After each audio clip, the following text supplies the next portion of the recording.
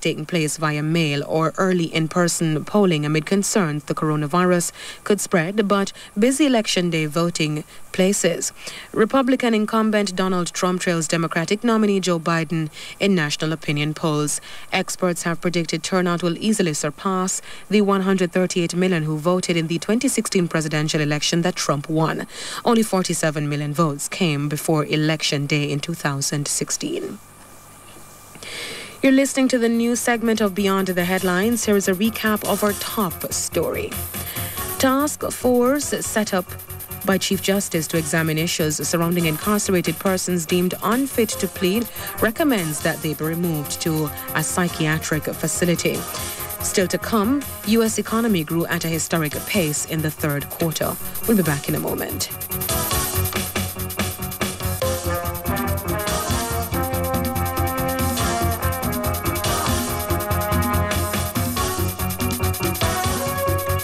It is now 14 and a half minutes after 5 o'clock and time for the business news. It is brought to you by Digicel Business Solutions. Register at digicelbusiness.com.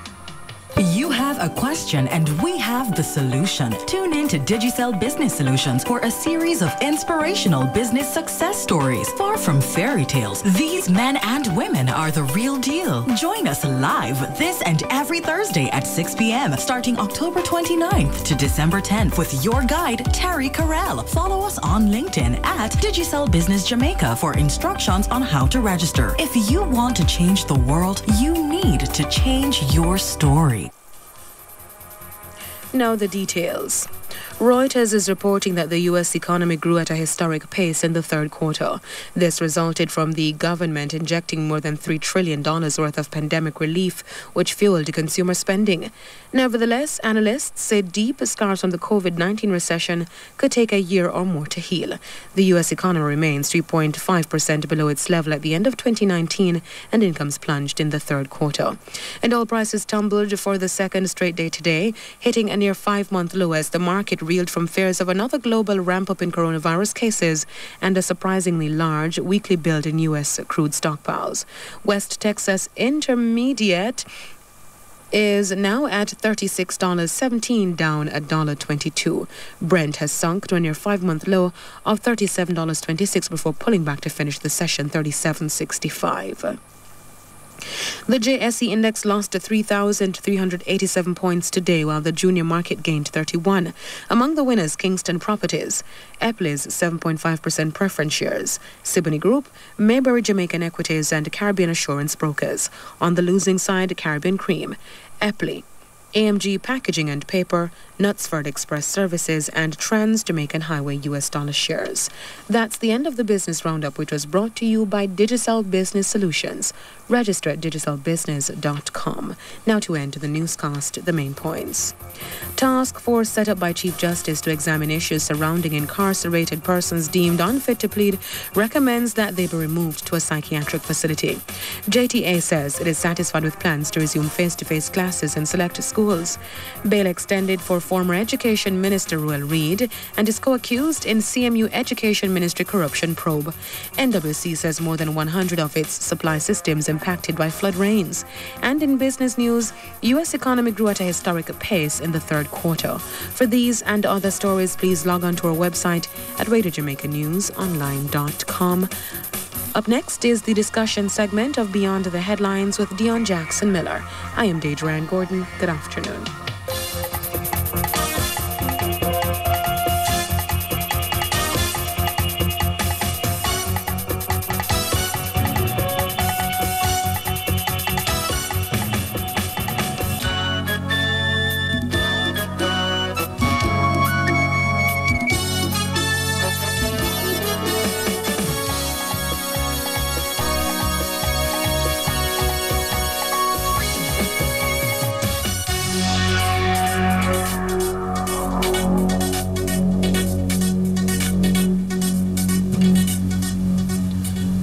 Just for female motorists, take out a Guardian General Queen Guard policy and drive with ease whilst contributing to local cancer awareness and research.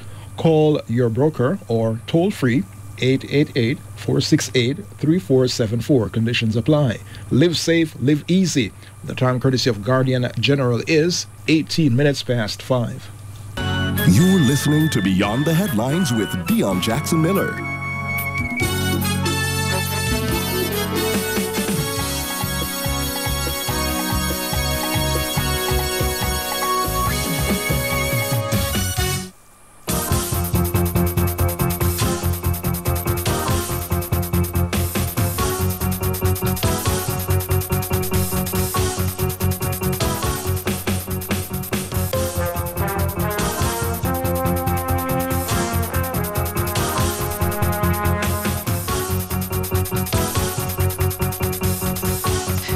Thank you so much for staying with us, everybody.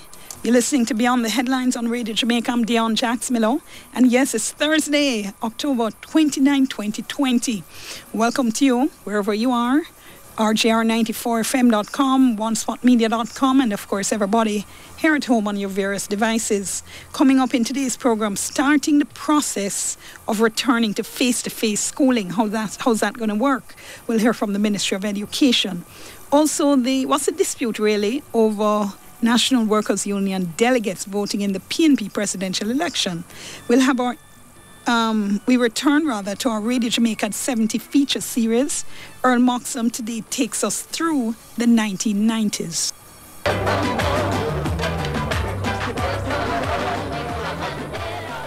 Radio Jamaica's Jennifer Grant was on hand at the National Stadium, where Prime Minister Manley introduced Mr. Mandela to the huge audience that had waited many hours to see and hear him. That great symbol of freedom and hope for mankind, Nelson Mandela, Order of Jamaica. The crowd in the grandstand is on its feet. They're waving their flags, they're waving balloons. Nelson Mandela turns towards the crowd. He has the insignia of the Order of Jamaica around his neck as he faces the microphone. I am always in difficulty on days like this because within 12 hours I have felt that I am at home. All right, so that comes up after 6 o'clock. Jennifer Grant was news editor when I came to Radio Jamaica. Also, the Institute of Jamaica's Heritage Fest looks at the Institute's treasures. Hot Topic segment at 7 o'clock and News at 6, Sports at 6:45. Stay tuned, soon come. The following segment of Beyond the Headlines is brought to you by Camcorp Industrial Limited. Camcorp, something for every job site, located at 218 Marcus Garvey Drive. Contractors, developers, tradesmen, janitors, hardware dealers, and farm stores. Camcorp Industrial is the place for quality goods at the lowest prices. We stock hard hats, gloves, coveralls, safety boots, water boots, safety lanyards, trash bags, brooms, bins, soap dispensers, and much more. So don't be left behind. Call us at 923-1696 or 923-0115 or visit us at 218 Marcus Garvey Drive. Camcorp Industrial, something for every job site. You have a question and we have the solution. Tune in to Digicel Business Solutions for a series of inspirational business success stories. Far from fairy tales, these men and women are the real deal. Join us live this and every Thursday at 6 p.m. starting October 29th to December 10th with your guide, Terry Carell. Follow us on LinkedIn at Digicel Business Jamaica for instructions on how to register. If you want to change the world, you need to change your story. 1, 2, 3, shop! October 29 to 31 at Courts. Up to 40% off at Courts and shopcourts.com. And up to 70% off at Courts Optical. 50-inch smart TV, $39,999. Back support full mattress, $18,999. 3-piece living room set, $44,999. 18.6 cubic foot side by side, $92,799. Frame starting at $3,499. Plus, nothing down on 6 to 36 months. 1, 2, 3, shop! October 29 to 31. Up to 40% off at Courts and shopcourts.com. Up to 70% off at Courts Optical. Conditions apply. The essentials. All the things that we knew made us happy. The sea breeze. The healing power of a hug. The rhythm that flows through our veins. There is nothing that can break our Jamaican spirit. That is priceless. Keep on doing what really matters. Now easier and safer with MasterCard. Together, let's start something priceless. In the face of a new normal, social distancing, Zoom birthday parties, and unconventional anniversaries, we wanted to take the time to remind you that your business has always been and will always be our priority. Exim Bank cares. Exim cares about your business. Exim cares about you. Ready, set, save big on all your brand name items in the Home and Things Best Brand Sale event. Get the lowest prices on tiles, bathroom fixtures and faucets, laminate flooring, lighting, windows and doors, plus more, even on new arrivals. Shop top brands like American Standard, Moen, Corona, Hunter, and Angel Grace. Visit our showrooms at Old Road Road and Constant Spring Road. The Best Brand Sale event now on at Home and Things. Shop now for the best brands, big value, and even bigger savings. As an educator, I think professional development is very important. Why? Because it helps us keep developing our skills so we can help our students even more. I've benefited from professional development activities, so I know. The trainings I got under the advanced program have really helped me with upping my game when it comes to delivering courses that I found daunting. I'm in a better position to help my students to enter the world of work. The advanced program is funded by USAID and implemented by FHI. This Christmas, make it like no other. Paint up the walls. Go bold with Berger. Transform your home, make it brand new. Save 20% and $500,000 too. Laptops, tablets, and TVs galore. Buy 2 gallons, get your code for sure. Go bold with Berger for your chance to win $500,000 cash. Text the code to take the prize. See the press and social media for details. Berger for lasting beauty and protection. In these times, there's no such thing as getting back to business. Look forward, innovate, and transform your business with a range of technology solutions from Digicel Business. Our best-in-class technology includes network security, remote working, mobile, business continuity, security, and surveillance solutions built for the new normal. Contact us at www.digicelbusiness.com and choose a solution that moves your business forward. You're listening to Beyond the Headlines with Dion Jackson Miller.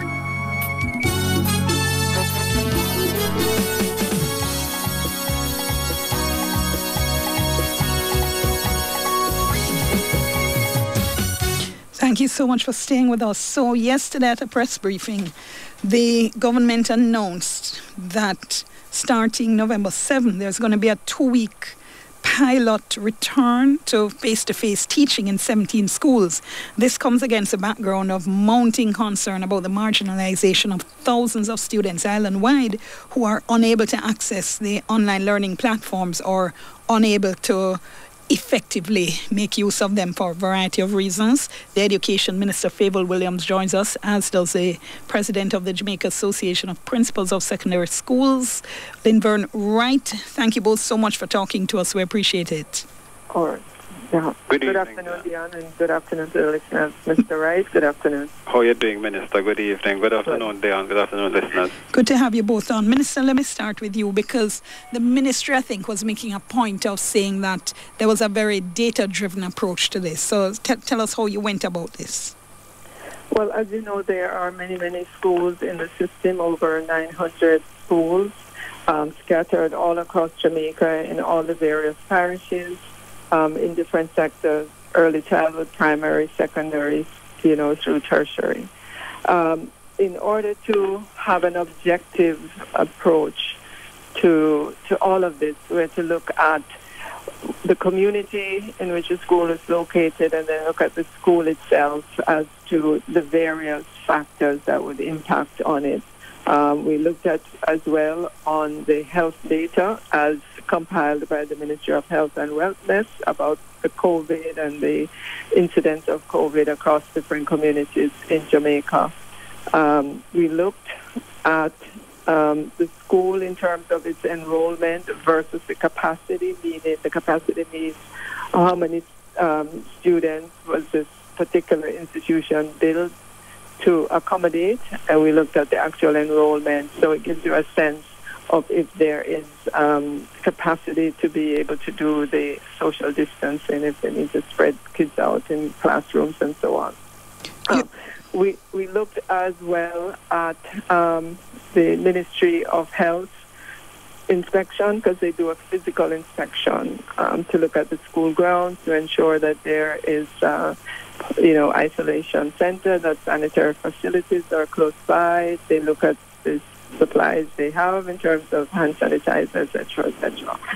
We also looked at the communities from which the students would come to go to that particular institution. So how many communities would they have to travel through to get there?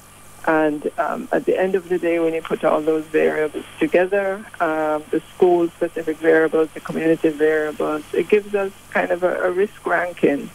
So we were able to see from the kind of lowest risk-ranked institutions, the ones that are highest, and that allowed us to make a decision that took us out of a subjective realm and more into an objective realm in terms of how we roll out, because we know that we can't have every single school back all at once. I think we'd be courting disaster if we do that, considering that you have, well over 500,000 students in our schools across Jamaica, and not only that, you have some 25,000 teachers as well, and then you have the parents who may accompany the child to school, pick up the child from school, and so on. So you'd be talking about massive movement if we were to say all schools are reopened for face-to-face all at once. Hold that thought for me for just a moment, Minister. Let me just take the break, do a little bit of business. You're listening to the Education Minister, Favour Williams. Linvern Wright with us as well from the Association of Principals. We're back with them right after this. The preceding segment of Beyond the Headlines was brought to you by Camcorp Industrial Limited. Camcorp, something for every job site, located at 218 Marcus Garvey Drive. Get the Credit Union Prepaid MasterCard from CNWJ with chip and pin protection. Discover the benefits of belonging. The time by Community and Workers of Jamaica is 5:31. The finest of pre-owned vehicles with the ATL Automotive Gold standard of approval at the best price. The temperature by ATL approved is 27 degrees Celsius in Kingston and 28 degrees Celsius in Montego Bay. Digicel. Some things in life are better together. Like Kingston and dancehall. Like Sundays and streaming football. Like secret texts between best friends. Like video chats with your granny on weekends. Like a road trip and playing songs on load. At Digicel, we're bringing together all the experiences you love. From latest shows, sports, music, radio, breaking news to HD video chats, cloud storage, and more. Jamaica's fastest mobile network. Digicel, better together. Buying your favorite appliances just got easier. Introducing ATL Easy Buy, powered by JMMB Bank. It's the easy new credit facility you need to buy the things you want. With Easy Buy, you can apply online or in-store, get 12 to 36 months to pay, plus approval in 48 hours. So that AC unit you want, buy it. That washing machine you need, now you can get it. Apply for Easy Buy and get the appliances you deserve. ATL, easily the best brand's best service. The next person in line, your friend at school or your co-worker, may have COVID-19 and not know because they have no symptoms. You, on the other hand, could be hospitalized for 2 months or more if you become infected. Is it worth it? Stay socially connected, but keep the physical distance. Stay 6 feet away and avoid a hospital stay. COVID-19 is not over. Protect yourself while protecting others. A message from the Ministry of Health and Wellness. It's time to style out the Bashko way. We are excited to have all Bashko locations participating in the Jamaica Observer's Taste Style Out 2020. That's right, from Thursday, October 29th to Saturday, October 31st, you can get 15% off general merchandise and 5% off grocery items at all of our stores across the island. Come and grab the items you really need with the savings you deserve. All COVID-19 safety precautions will be observed. So for TSO 2020, come out, be safe, shop, and save at Bashko. At 30 years of giving you more. Conditions apply. As an educator, I think professional development is very important. Why? Because it helps us keep developing our skills so we can help our students even more. I've benefited from professional development activities, so I know. The trainings I got under the advanced program have really helped me with upping my game when it comes to delivering courses that I found daunting. I'm in a better position to help my students to enter the world of work. The advanced program is funded by USAID and implemented by FHI. The following hurricane tip is brought to you by General Accident Insurance. Future-proofing tomorrow.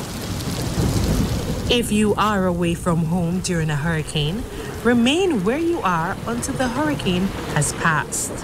Many people have lost their lives trying to go from one place to another. The proceeding was a hurricane tape brought to you by General Accident Insurance. Future-proofing tomorrow. This Saturday, live out your fantasy at Pain Frequency, the costume party. Dress up as your favorite character and dance all night to the music of DJ Denvo, DJ Narity, DJ Tropical, and DJ Roderick. Be whoever you want to be and party on Fame FM, RETV, and One Spot Media. Use the hashtag Fame Frequency across all our social media platforms. It's costumes only in our VIP Zoom area. Fame Frequency, the costume party.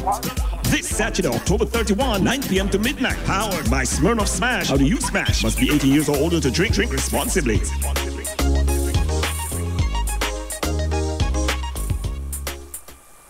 You're listening to Beyond the Headlines with Dion Jackson Miller.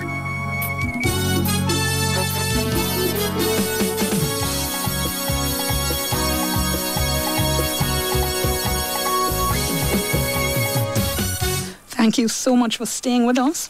We're talking about the plan by the Ministry of Education to start back face-to-face schooling on a phase basis, starting with 17 schools on a 2-week trial starting November 9. The Education Minister with us, Favour Williams, and the President of the Principals Association, Lynburn Wright. Just before I go back to that, though, Minister, we're getting reports of a fire near the ministry or behind the ministry. Near to the ministry. When I checked in, I was told it's under control, though. The fire brigade, the fire trucks are on spot. I understand that there is a small building on the ministry's compound that's, homework center, that might have suffered some damage because of the heat. Some of the windows might have been damaged. But up until about 10 minutes ago when I got the report, I was told that things were contained. Okay, so apart from that building, no other ministry property suffered damage? Not that I've heard so far. Okay, thank you so much. Now, the data you had indicated that there were 73 schools classified as low risk out of the 900 and odd that you mentioned island-wide, but you chose even so to start with an even smaller number of 17 only. Why so? We wanted, again, to be cautious. We know that we're in the community spread phase of the pandemic. Even though we say 17 schools, it's still some 6,000 children who would be waking up on November 9th and, making their way to school. So we're mindful of the greater number of persons who will be moving around, and in particular children who, yes, they will wear the mask, but I'm sure during the day they're going to forget, they're going to hug each other, they're going to share food, they're going to do all sorts of things that, could put them in harm's way. So we believe that with a smaller number of schools and, over a 2-week period, it would allow us to just observe how things are in the schools, how well the schools are adhering to the COVID protocols and so on. But more importantly, the time would allow us to see if there is any other variable or if there are any other variables that we need to take into consideration as we move to the next phase of rolling out more schools.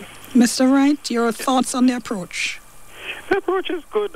We think it's a kind of careful approach that is needed. The fact is that there are a number of mitigating circumstances right now that will that really demands that we look at approaches to seeing how we can get things going back. We really clearly don't have the kind of connectivity we want as a country. We don't have enough gadgets for children, and we know the vulnerable are suffering the most. Certainly, once we are cognizant of the health risks and we are working to mitigate those risks in how we reopen and working as objectively as the minister spoke to ensure that what we are doing is something that we are clear about the procedures and the factors that we're bearing in mind, so that whatever happens, we know what we did, what we can undo, what we may need to add as variables. We have no issues with it. We think it's the way to go. At the end of the 2-week period, Minister, what will determine success? Well, one, again, the adherence to the COVID protocols. We will be listening to the principals and teachers on the ground as to how we can modify if that needs to be done. We will, be actively looking for additional ways that we can, add to this so that it gives us even greater comfort level. I'm sure one of the areas that we will be observing is the transportation of students to and from school, because we know that that's a vulnerable point. They will be, along the way, they will be coming into contact with persons from other communities who take public transportation, whether it's taxi or bus. So, there's nothing in our data that can give us that real live experience. And that's why we're using this 2 weeks period to help us understand, in actuality, how it's working out on the ground. And then, assuming all goes well, what at the end of the 2 weeks? Well, we would be adding additional schools. Obviously, by then, the data would have changed somewhat, meaning there are schools that would be inspected. More schools will be inspected by the Ministry of Health and Wellness. More schools would be upgrading their water system. As an example, today, I got word from a school who realized that their water situation was not the best that it could be, and they were already saying, we're working on it.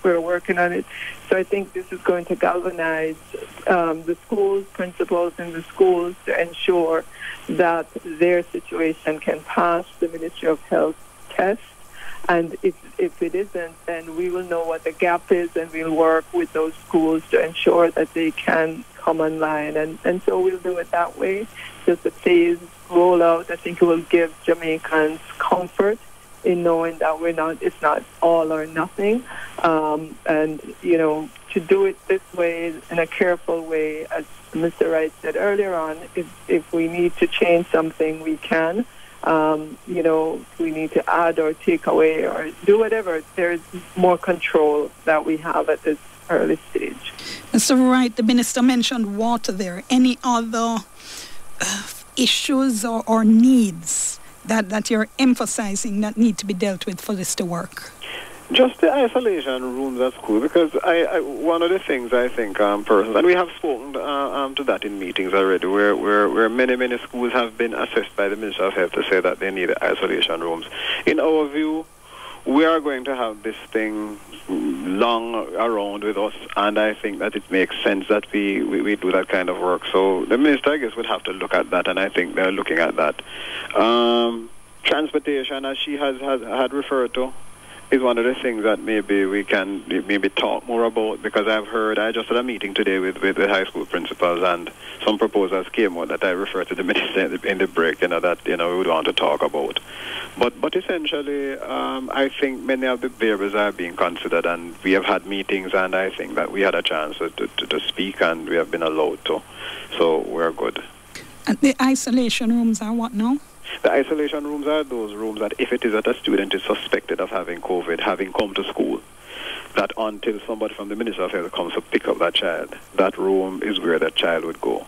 So that the child doesn't infect anybody. So it will be somewhere close to where the nurses are, that kind of thing, or the nurses in the schools are, with a bathroom where the kid would be able to rest, or a member of staff, anybody. But once they come to school and they are suspected, they ought to be isolated. And you have to have that special facility for them, based on what the Ministry of Health officials told me. All right. And Minister, the ministry is also saying that the school should have masks there for any students who don't have them, correct? Right, yes. I mean, ideally, and, we're appealing to parents to ensure that their students, their child, comes out with a mask, and we're appealing to principals to accept the mask regardless of whether or not it matches the school uniform.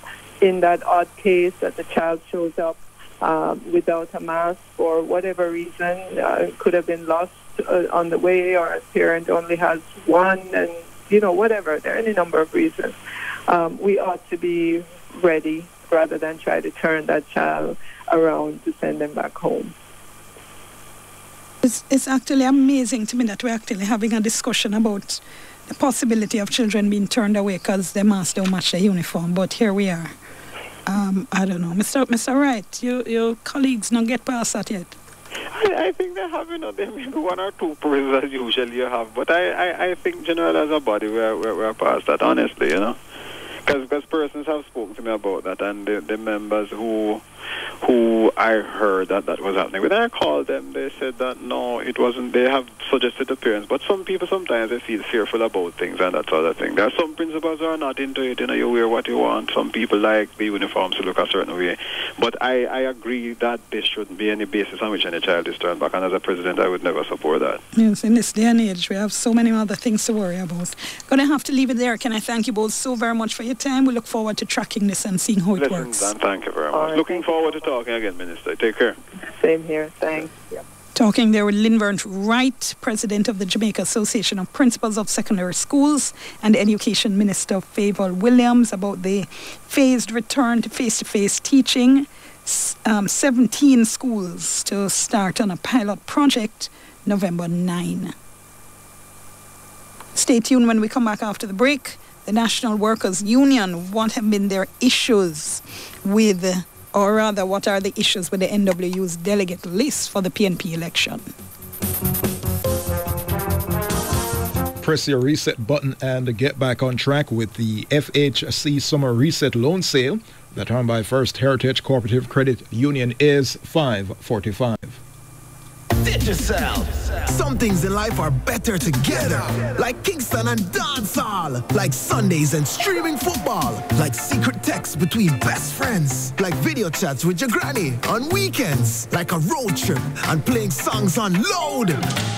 At Digicel, we're bringing together all the experiences you love. From latest shows, sports, music, radio, breaking news to HD video chats, cloud storage, and more. Jamaica's fastest mobile network. Digicel, better together. It's time to start out the Bashko way. We are excited to have all Bashko locations participating in the Jamaica Observer's Taste Salad 2020. That's right, from Thursday, October 29th to Saturday, October 31st, you can get 15% off general merchandise and 5% off grocery items at all of our stores across the island. Come and grab the items you really need with the savings you deserve. All COVID-19 safety precautions will be observed. So for TSO 2020, come out, be safe, shop, and save. At Bashko. At 30 years of giving you more. Conditions apply. The essentials. All the things that we knew made us happy. The sea breeze. The healing power of a hug. The rhythm that flows through our veins. There is nothing that can break our Jamaican spirit. That is priceless. Keep on doing what really matters. Now easier and safer with MasterCard. Together, let's start something priceless. One already. Driver, come on, me late. My business rough since COVID. I'm insurance both up here now. Wait, you know see the driver them a line up down a BCIC? New PPV customers get a free gas voucher plus up to 60% discount for safe driving, 11 months to pay, free personal accident for driver and insured, medical benefits, law, the list can't done. BCIC understand the struggle, man. Go to the nearest BCIC branch agent or broker for a quote. Let me off here. BCIC meeting there. Time to switch to BCIC, Jamaica's #1 general insurer. Conditions apply.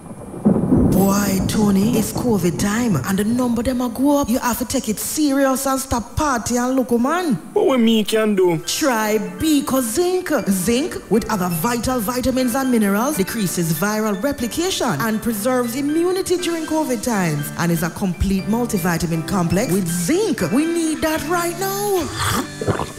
It man, I know me feel healthy and strong. To be healthy and safe during this COVID time, go Zinc. Ask your pharmacist for Beacon capsules today. Some people love talk. Long talk, short talk, plenty talk. You know who you are. Flow has unshakable value for you so you can talk all you want to any local network for less than a nanny. Dial *129*6 # to add your plan and you will get 5 days of unlimited anywhere talk and text for only $420. Plus unlimited social media and unlimited YouTube. All you want is to get the most out of your mobile phone and pay less for it? Dial *129*6 # for unshakable value. Switch to Flow and keep your number. Conditions apply. Grow what you eat. Eat what you grow. Find out how during Growing Tips every Friday on Radio Jamaica. Start your own garden at home with input from Growing Tips. Brought to you every Friday morning at 10:15 by Evergrow Garden Center. When you want it to grow, call the pro. You're listening to Beyond the Headlines with Dion Jackson Miller.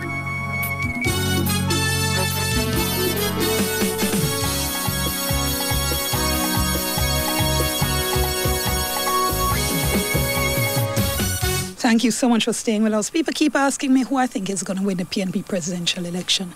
I honestly have no idea. No idea. It's down to the delegates. They're the ones who are going to decide, the PNP delegates. Now, that makes the delegate list critical. And the affiliate groups, according to the PNP constitution, affiliate groups such as the National Workers' Union get a number of delegates. The campaign team for Lisa Hanno has objected to the entire list submitted by the National Workers' Union. And that apparently based on formalities that are alleged not to have been completed, filings that they said should have been done with the Registrar General's Department. Well, my colleague from TVJ, Janella Pursues, interviewed General Secretary of the National Workers' Union, Granville Valentine, about the objection. This was yesterday. Well, I was very surprised and, of course, very disappointed. The fact is that these issues that were dealt with just last year in the presidential race, they had brought up some concerns and it was dealt with. And it's unfortunate that they would have rehashed incident or cause for any investigation or meetings to be had over the same matter. We believe at this point it is vexatious and somehow it is some means of suppressing the rights of the workers that are members of our union to have a right to vote. We think it has no basis, surely not in the constitution of the PNP or the NW, no bylaws of either of the two groups. And as a result, we trust that in good sense will prevail and the matter will be dealt with very quick today. We are in good standing. We believe that they went out of bound to have gone to the RGD, but let's say they have the right to go and look. This next thing is that we have had a very good cordial relationship with the RGD over the year by providing all that is required. And we are in good standing at this time, and the workers are the delegates that the NW should not be deprived of any rights given, and more so the interruption and disrespect to the Norman Manley legacy that is left behind. The NW is a twin of the party, and no one that seeks to lead this party should ever try to embarrass the union or to disrespect the workers of this union. But they should support, cooperate at all times, and work with. If this is the Big Tent approach that they are talking about, then I don't know what. But the NW is on board for unity. We're building up the party, and we are looking forward to voting, and we will respectfully go to the Oversight Committee this afternoon and answer any possible questions. But there are not much questions to be answered because we are being accused, and the person or the side that accuses us to be the one to deliver the facts surrounding their accusation. It is baseless. So one of the major concerns outlined by the Lisa Hanna camp is that the trade union, or they're questioning whether the trade union has filed with the registrar before the given date, which was August 1 of each year. Has that been done? Well, as I said to you, we have our letter from the RGD from in August. If we had not met the requirements, the RGD would not have issued a letter of good standing in August 2020. So we have nothing to prove to anyone. That letter of good standing anywhere. And it is unfortunate that Comrade Lisa and her team did not inquire of us that they have that concern, so we could simply show them that document. But maybe it is an attempt to try and embarrass the National Workers Union, but it has failed. Again, we must settle down. We must settle down. The 150,000 people that did not vote for the PNP, who voted for the PNP in 2011, a lot of them are working class people. We represent the working class people of Jamaica. 1.6 million of the 1.9 million who are eligible voters. We represent them at the LAC, the Labour Advisory Council, the Confederation, and as the National Workers Union. We are the arm of the people. We are the voice of the people. No, the working class. We must unite around issues, concerns, and rebuilding of the party. That is what we should be doing instead of shooting our own self in our foot because of infighting and some vexatious behavior. I have no problem with Comrade Lisa, and we have had relationship. She could have taken up the phone and called me if she have a concern. About how many members of the NWR delegates, sir? Well, we have 64 delegates, and it is comprised of 11 NEC members, 3 members to the executive, and 50 delegates to conference the event of voting rights. So it's a total of 64. But as you would understand, we have much influence throughout Jamaica with many other delegates because we represent one of the widest cross-section category of workers in this country and, of course, companies. I see where the National Workers Union, it threw its support behind Mark Golding. So is it that the NWU has been on the ground trying to convince delegates that this is the person who should lead the party going forward? Well, most definitely now. When we realize that there is some vexatious and malicious behavior from that team, we have no choice, surely have no choice, but to represent what I see coming from Mark Golding, who would have ticked all the boxes. This is a man that is not, he's well trained, he's well prepared, he has an heart, he understands the issues, the issues and the concerns of the workers, of the people of Jamaica. He is a loving guy, he's a friendly person, he loves people. You know, is where he's coming from, the way he was grown. I mean, we have gone thoroughly in looking into Mark, his upbringing, his work that he would have done. We have had 2 meetings with him, and, you know, just to let you know that we are still waiting on Lisa's campaign to meet with us because we have a open door.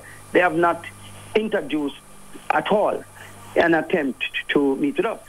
So, you know, Mark Golding seems to be very, very clear down the road that he wants to help rebuild the relationship between the party and the union, and also to better understand and represent the cause and interests of the working class people of Jamaica.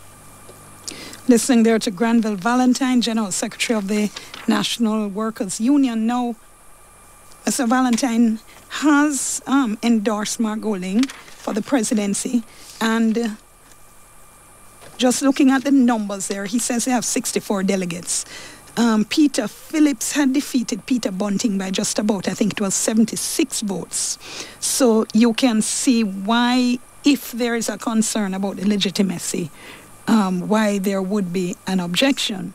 Is the objection legitimate? Well, I asked Lisa Hanna, who spoke to me last night on TVJ's All Angles. They're seeing this as a way of trying to attack them and attack the union. And asking, why would you be doing that? Well, I saw something in the media today from Granville Valentine. It's before the review committee for the elections. There are some concerns that we have as it relates to the Industrial Trade Union Act and how the NWU has been operating, but I wouldn't necessarily discuss those in the media right now. Well, his position is that the NWU is in good standing and has been confirmed so to be. So are your objections really based on a good faith objection, or is it because the NWU is supporting, has come out No, from they're based on making sure that all our affiliates are operating within their constitution, because a large part of going forward in terms of building transparency and good governance is making sure that our workers are being represented appropriately, because the PNP is the party for the masses and the workers of this country. That's what we were really built. That's our ethos. And so we've made submissions to that particular committee. They met today and they're reviewing those submissions, and that's all I'm prepared to say at this point. Lisa Hanna talking to me last night on All Angles. So we wait to see the outcome of that. Going to take the break now for news. When we come back afterwards, Earl Moxham will be back with his special feature, Radio Jamaica Through the Decades. He will be taking us through the 1990s.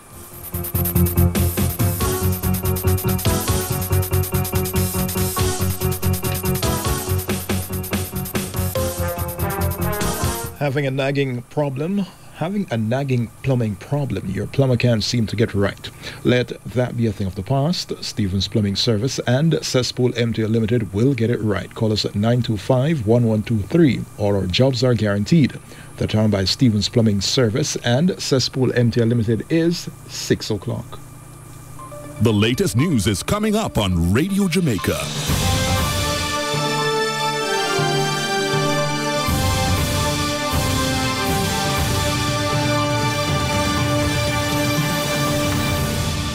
For the good of our nation. Good evening, I am Deidre Gordon with the latest Radio Jamaica news. The Mental Health Task Force set up by Chief Justice Brian Sykes to examine issues surrounding incarcerated persons deemed unfit to plead has recommended that they be removed to a psychiatric facility. This is among the 7 recommendations released today from the 11-member task force. The only designated psychiatric facility remains by law the Bellevue Hospital. The task force has chastised successive ministers of health for failing to designate another psychiatric facility to house mentally disordered defendants. Chairperson for the Mental Health Task Force, Justice Georgiana Fraser, presented the recommendations at a media briefing today.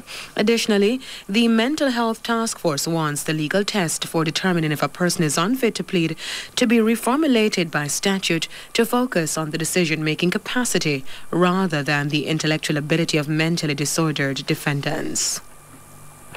The media will now be allowed to record court proceedings for the verification of their notes, but not for broadcast. This was outlined in a media protocol which was launched today by the judiciary. Among other things, the protocol establishes the Office of the Media Liaison Officer, which will facilitate communication between the courts and members of the media. Acting Director of the Court Administration Division, Tricia Cameron Anglin, says the judiciary has recognized the need for greater engagement with the press.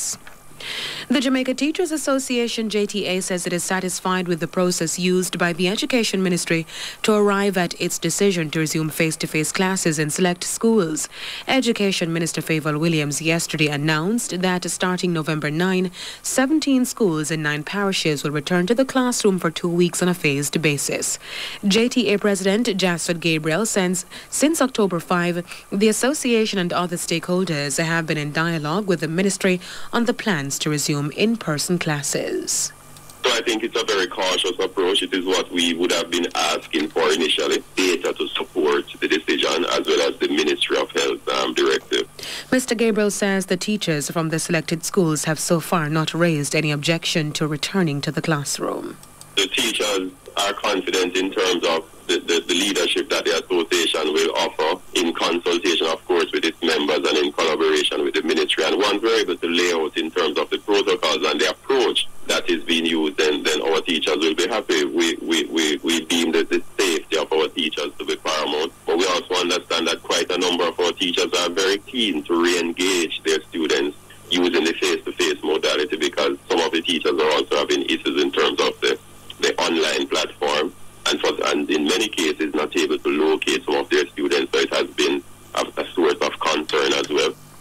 JTA President Jasford Gabriel. The man who was killed this morning by gunmen opened fire on a taxi when gunmen opened fire on a taxi on Phoenix Avenue in St. Andrew has been identified as 44-year-old Rowan Hall. Mr. Hall was one of 3 persons injured in the attack. The taxi operator and another passenger are undergoing surgery. Radio Jamaica News has informed that about 9 o'clock, the taxi operator was removing a punctured tire when a car with men aboard drove up. The men opened fire on the 3 individuals. They were taken to hospital where Mr. Hall was pronounced dead. Dancehall entertainer Ladden was among 3 persons arrested and charged by the St. Elizabeth police last night following the seizure of an illegal firearm and ammunition during an operation in Cheapside Junction, St. Elizabeth. A statement from the police says Ladden, whose given name is O'Keefe Aarons, was arrested along with 21-year-old Sion Ibangs, a labourer of Nemmer Town in St. Elizabeth, and a 16-year-old boy. The Black River Police reported that about 10:40 last night, they signalled the driver of a black Mercedes-Benz to stop. The driver initially complied but sped off when the police approached. While the police were chasing the vehicle, they reportedly saw an object being thrown from the sunroof. The vehicle was subsequently intercepted and the passengers searched. The police returned to the area where the object was thrown and retrieved a 9mm pistol which contained 1 round of ammunition. Former Education Minister Ruel Reid, Caribbean Maritime University President Fritz Pinnock, and their co-accused are scheduled to return to the Kingston and St. Andrew Parish Court tomorrow. Their bail was extended today following a part-heard submission for the case to be thrown out on the grounds that the charges against them are illegal. Attorney Hugh Wildman, in his submission, argued that officers from the Financial Investigation Division had no authority in law to arrest or bring charges against the accused. The other accused are Mr. Reid's wife Sharon, their daughter Cheryl, and counsellor for the Brownstown Division Kim Brown Lawrence. The 5 were charged in connection with a fraud and corruption probe into transactions at the Caribbean Maritime University. And the National Water Commission, NWC, says 100 of its supply systems were impacted by the recent heavy rains. NWC President Mark Barnett says the majority of systems in the eastern section of the island suffered disruption. Some of the facilities are back in operation. However, Mr. Barnett says a number of NWC customers continue to experience supply challenges. That's the latest Radio Jamaica news. I'm Deidre Gordon. Good evening. News on Radio Jamaica. Stay in the know.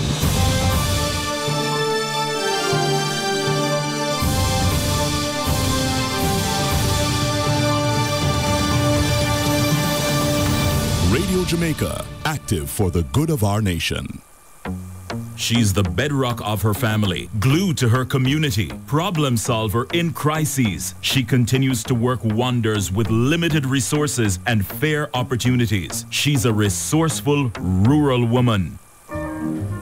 A daughter of Bellevue in the breadbasket parish of St. Bess, this mature single mother of 4 has turned her #1 passion, farming, into her full-time career, rising daily with the sun, putting in the work for 11 solid years.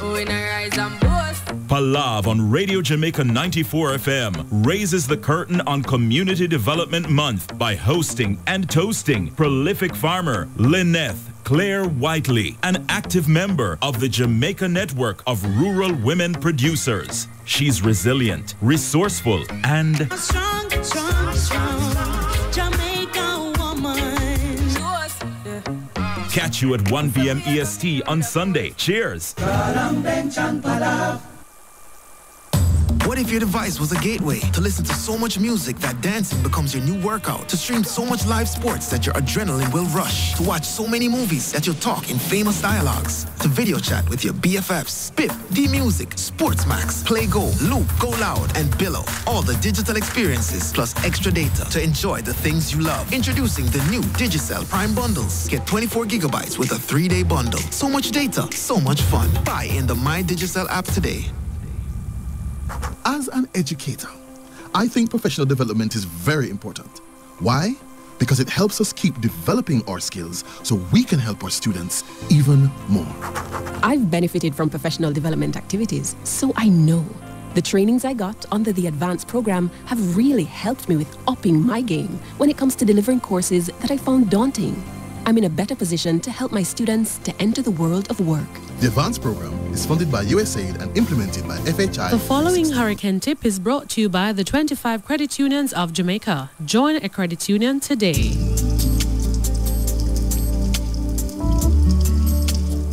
Make sure that emergency cooking facilities, such as coal stoves, are in good working condition, as these may become necessary. Keep a supply of kerosene and coal. Keep coal dry by wrapping in a plastic bag or other waterproof material. The preceding hurricane tip was brought to you by the 25 credit unions of Jamaica. Join a What credit do you union get when you add a sports fan and Flow Internet? Never missing a game. So go on, get up and off the couch and keep watching your favorite sports whenever, wherever on our new and improved Flow Sports app. You can get it with the Flow Home service that includes fast internet, minutes to talk to any network, along with the Flow Sports app now for $3,749 plus GCT per month. Visit a store today and join Jamaica's largest network. Promotional offer ends December 31, 2020. Conditions apply. It's time to style out the Bashko way. We are excited to have all Bashko locations participating in the Jamaica Observer's Taste Style Out 2020. That's right, from Thursday, October 29th to Saturday, October 31st, you can get 15% off general merchandise and 5% off grocery items at all of our stores across the island. Come and grab the items you really need with the savings you deserve. All COVID-19 safety precautions will be observed. So for TSO 2020, come out, be safe, shop and save. At Bashko. At 30 years of giving you more. Conditions apply. This Saturday, live out your fantasy at Pain Frequency, the costume party. Dress up as your favorite character and dance all night to the music of DJ Denvo, DJ Narity, DJ Tropical, and DJ Roderick. Be whoever you want to be and party on Pain FM, RETV, and One Spot Media. Use the hashtag Pain Frequency across all our social media platforms. It's costumes only in our VIP Zoom area. Pain Frequency, the costume party. This Saturday, October 31, 9 p.m. to midnight. Powered by Smirnoff Smash. How do you smash? Must be 18 years or older to drink. Drink responsibly.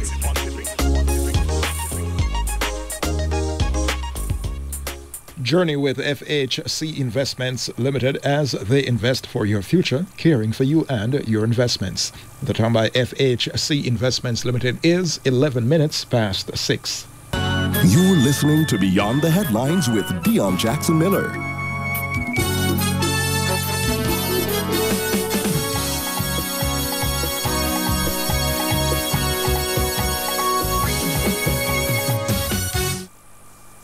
Thank you so much for staying with us as we continue to celebrate 70 years of Radio Jamaica. Earl Moxham continues with his feature Radio Jamaica through the decades. Let's go now with Earl through the 1990s.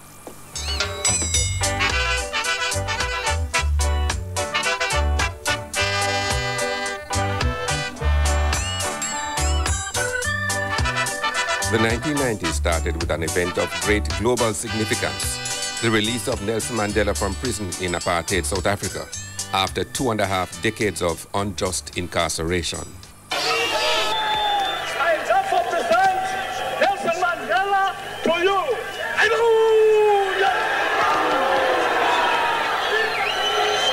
Amandla,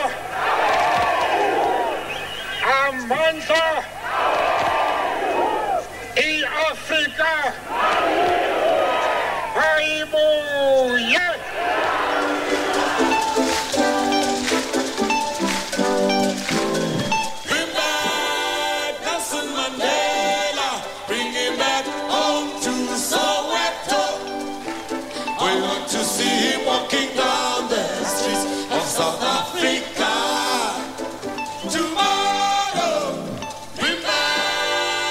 Radio Jamaica was in on the excitement from early that morning, February 11th, with Cliff Hughes and Michael Sharp in studio and Carolyn Warren out on the streets. It's unbelievable. The Jamaican people are shouting, waving their fists in the air, shooting up horns, flashing up lights. It's one of unity. Everybody's your friend. Thank you very much, Carolyn. We now have on the line a gentleman who's no stranger to us here at RGR. The commentator is a South African. Peter Abrams, it happened at 9:15. Your reactions, and where do we go from here? Okay, let's begin. I last spoke to the man in 1952. When I saw him on the picture, I had a shock. It is the shock of having one picture in your mind for so long. Nelson Mandela, as I knew him, was a big, strong, healthy, athletic man. Lots of muscle. That body had been used and abused in prison.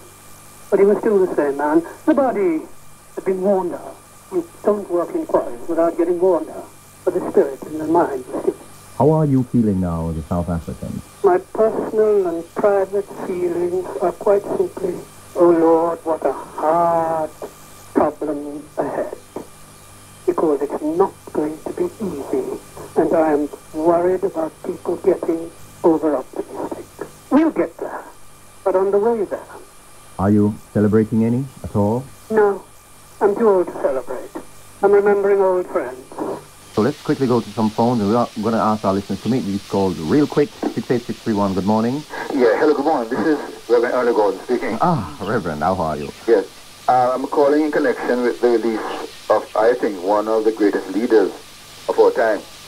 Yes. And I'm very hard to see that this morning the Jamaican people, how it responded. And I would like to also congratulate Nelson Mandela for 26 years. He has never lost his integrity and his conscience. Very well, sir. Thank you much. Thank you. 62178. Hello, I think, right, that they should declare this day a public holiday. Indeed.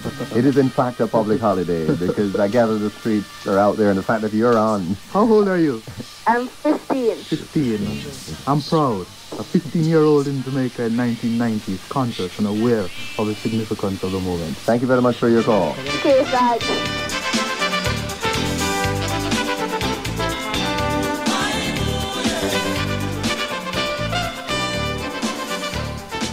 The following year, Nelson and Winnie Mandela visited Jamaica.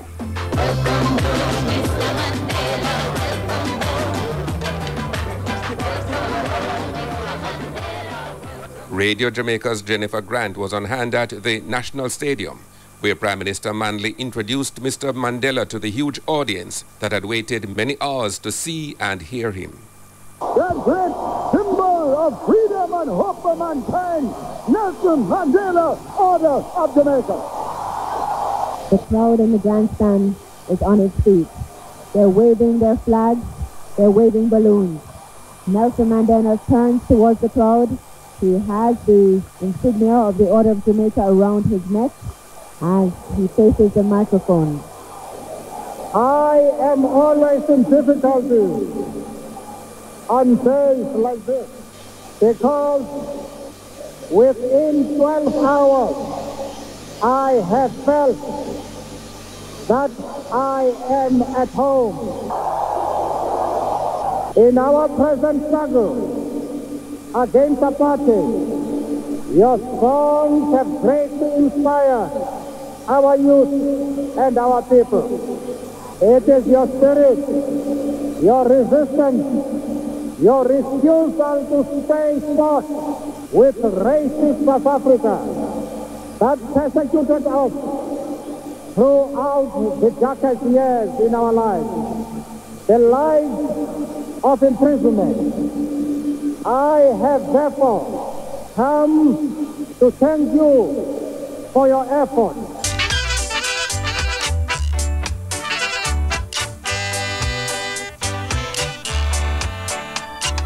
It was in 1990 that another event captured international attention in the Caribbean state of Trinidad and Tobago.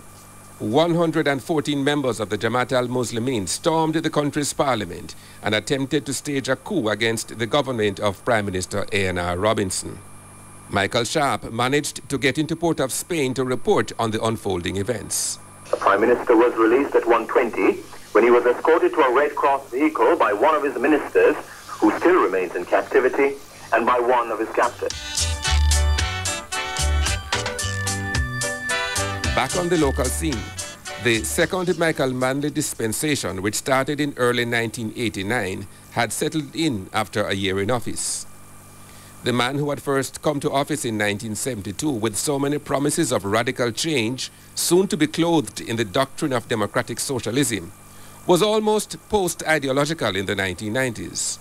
Some of his supporters even claimed that he had declared socialism dead.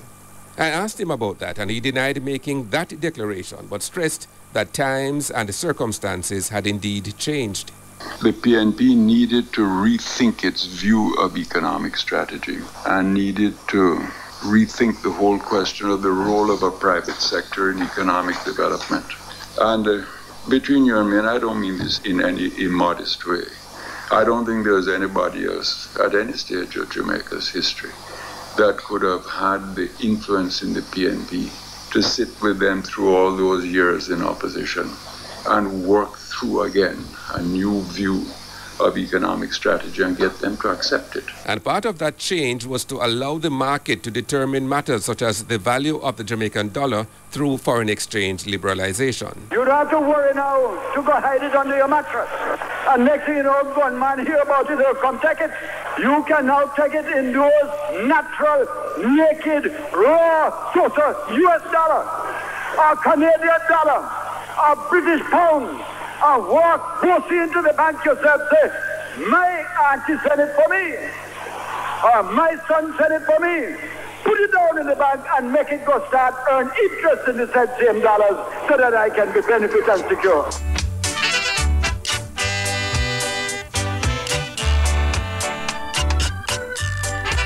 But Michael Manley's return to the spotlight was not fated to last much longer. He retired due to ill health in March 1992, making the announcement at a specially convened meeting of his party's National Executive Council at the Jamaica Conference Center in Kingston on the 15th, and then in a broadcast to the nation on the 17th. So after 23 years as leader of the People's National Party, 11 spent as leader of the opposition, and 12 as head of government, the time has come for the baton to pass. As I prepare to leave office, I carry memories of the good times and the bad times. And in his final address to Parliament on March 26, he issued a parting injunction to his fellow parliamentarians. You have one mission in the end, and that is service. No other mission. He who wants power for itself does not deserve it. And funny enough, he who dedicates his life to service through power will probably depart with some honor.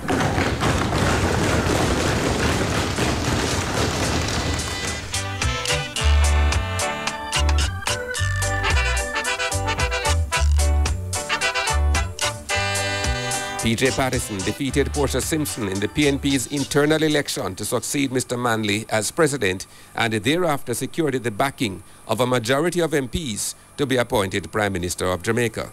He led the PNP to a massive victory in the general election the following year, winning 52 seats to the JLP's 8.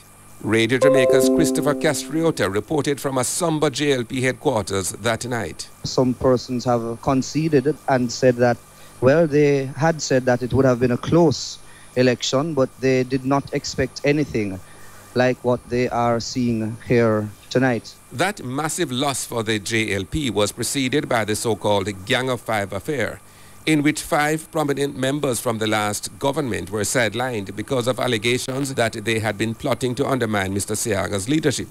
Things were to get much worse 2 years later, however, with the departure of Mr. Seaga's heir apparent Bruce Golding and the group of so-called Western dissidents. Mr. Seaga explained his side of the story in that year's annual conference of the party.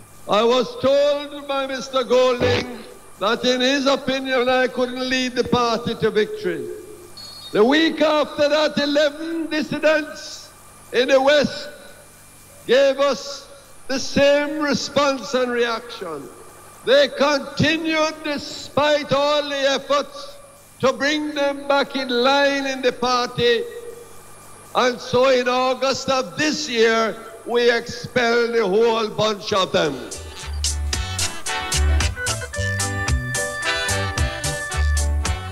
By then, Bruce Golding had spearheaded the establishment of a new political party, the National Democratic Movement, which was launched on October 29, 1995. Committed to a new Jamaica, committed to a kind of politics in which we don't have to fight one another for the power and the glory, but a political framework in which we will sit together from whichever party we come and work with one another for the glory of Jamaica. It was earlier that very month, Sunday, October 1, that Mr. Golding had announced his decision to leave the JLP and form a new party. The announcement was carried live by this station, with Jerry McDaniel anchoring in studio. This is RJR, the Supreme Sound, and we now present a live report from the press conference where Bruce Golding is to make an announcement regarding his political future. We now join Earl Moxham on location. Earl? Thank you very much, Jerry. Yes, this is Mr. Golding, Member of Parliament for Central St. Catherine, is now discussing the result of his consultations outside and within his constituency. We now join Mr. Golding. Perpetuate rather than alleviate the social and economic conditions that they continue to suffer from. The political system was seen by them as one that was impotent and incapable of facilitating any meaningful change to the quality of life of the Jamaican people. And then came the big announcement. Based on the advice that the executive has given me, based on the support that they have reaffirmed to me, I have decided as follows. I will tomorrow morning tender my resignation as a member of the Jamaica Labour Party.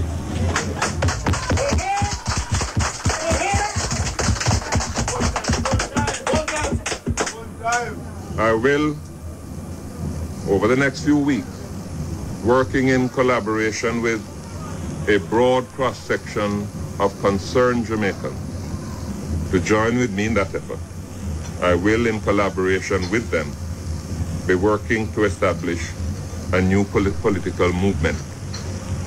That movement will seek a mandate to effect the fundamental changes that are necessary to our political and constitutional arrangement. At the launch of the NDM, Mr. Golding was extremely confident regarding the electoral prospects of the new party. You don't understand what's going on. We're going to be the next government of Jamaica. But on election night, December 18, 1997, the NDM dream collapsed. Bruce Golding himself lost his seat to his former JLP colleague Olivia Grange, and none of the NDM's other candidates came close to winning a seat. So once again, it was the PNP and Mr. Patterson who had cause to celebrate. This has been a victory for our people. And I hope that tonight we are not only turning a page, but we are opening a brand new and exciting chapter in the annals of Jamaican politics.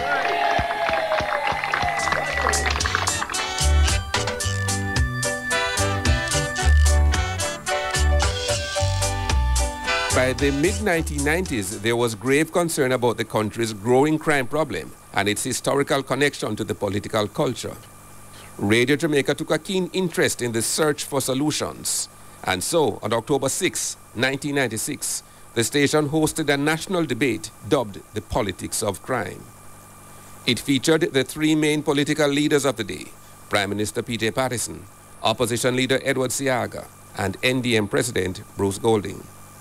This is how the moderator, Hugh Crosskill, explained the rationale for the forum. RJR, aware of the public perception that politics is one of the major causes of violent crime, felt that it was of prime importance that the nation's political leaders be given the opportunity, while sitting side by side in a public forum, to state their positions and, if possible, agree on a minimum agenda to begin with, at the heart of which would be tripartite cooperation. In corporate developments involving Radio Jamaica, it was in 1991 that the company took its final steps towards a full return to private ownership.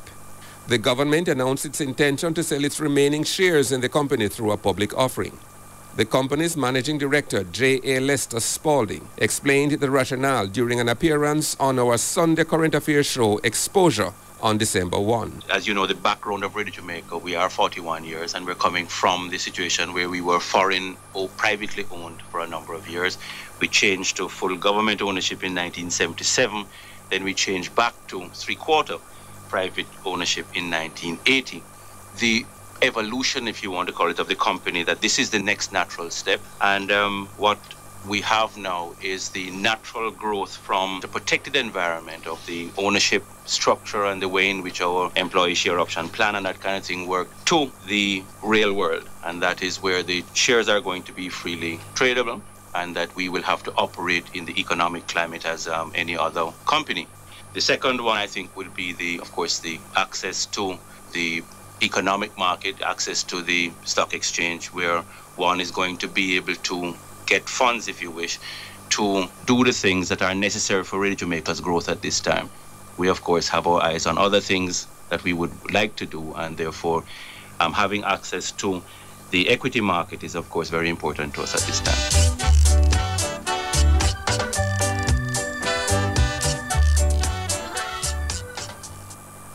All right, stay tuned. We'll have the remainder of that after the break. I tell you, see, that Politics of Crime forum, that was such a big deal. First of all, just the negotiation to get the three of them to come and sit in a studio and be questioned by you, that in itself was a feat, really, that he managed to accomplish that. And then event itself, Earl, in fact, was one of the producers working on the program, and I remember did extensive research on the whole issue of crime and the link to politics over the years. And it was just at some point, Earl, maybe we should reprise that, even bring back some selected segments and have an updated discussion or something. But that was such a big thing. Let's go to the break. We'll soon come.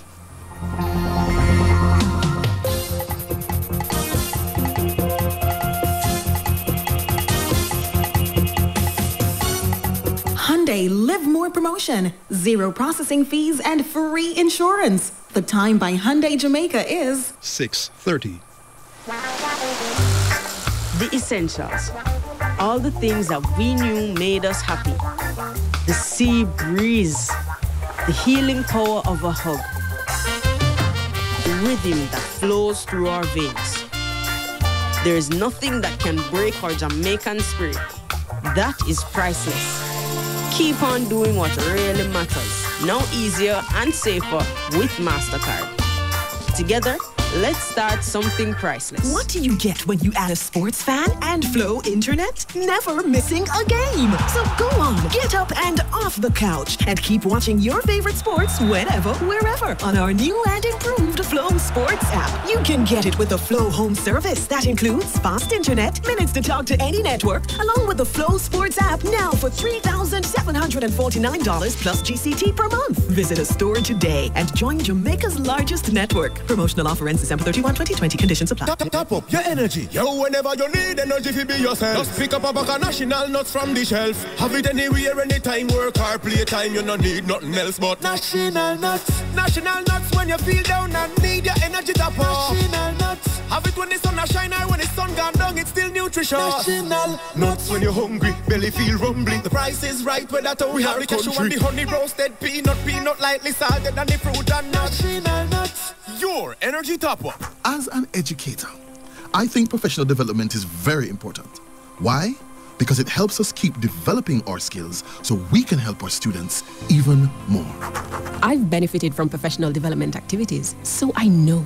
The trainings I got under the advanced program have really helped me with upping my game when it comes to delivering courses that I found daunting. I'm in a better position to help my students to enter the world of work. The advanced program is funded by USAID and implemented by FHI. It's time to style out the Bashko way. We are excited to have all Bashko locations participating in the Jamaica Observer's Taste Style Out 2020. That's right, from Thursday, October 29th to Saturday, October 31st, you can get 15% off general merchandise and 5% off grocery items at all of our stores across the island. Come and grab the items you really need with the savings you deserve. All COVID-19 safety precautions will be observed. So for TSO 2020, come out, be safe, shop, and save. At Bashko. At 30 years of giving you more. Conditions apply. In these times, there's no such thing as getting back to business. Look forward, innovate, and transform your business with a range of technology solutions from Digicel Business. Our best-in-class technology includes network security, remote working, mobile, business continuity, security, and surveillance solutions built for the new normal. Contact us at www.digicellbusiness.com and choose a solution that moves your business forward. The CCRP is here to help you translate your goals into everyday life. The first step is to show up for a special date this and every Sunday at 3 p.m. next to your radio, phone, or computer for CCRP Update on Radio Jamaica 94. In a brief, engaging, informative conversation, CCRP will update current and prospective members on its menu of benefits, bundled with great advice on wellness, financial planning, and hobbies. Join us every Sunday at 3 p.m. during Palav for these nuggets of opportunity and strength from the CCRP. Life to the fullest. CCRP Update, brought to you by J&GI Silver Shield, your best deal for auto and property insurance. You're listening to Beyond the Headlines with Dion Jackson Miller.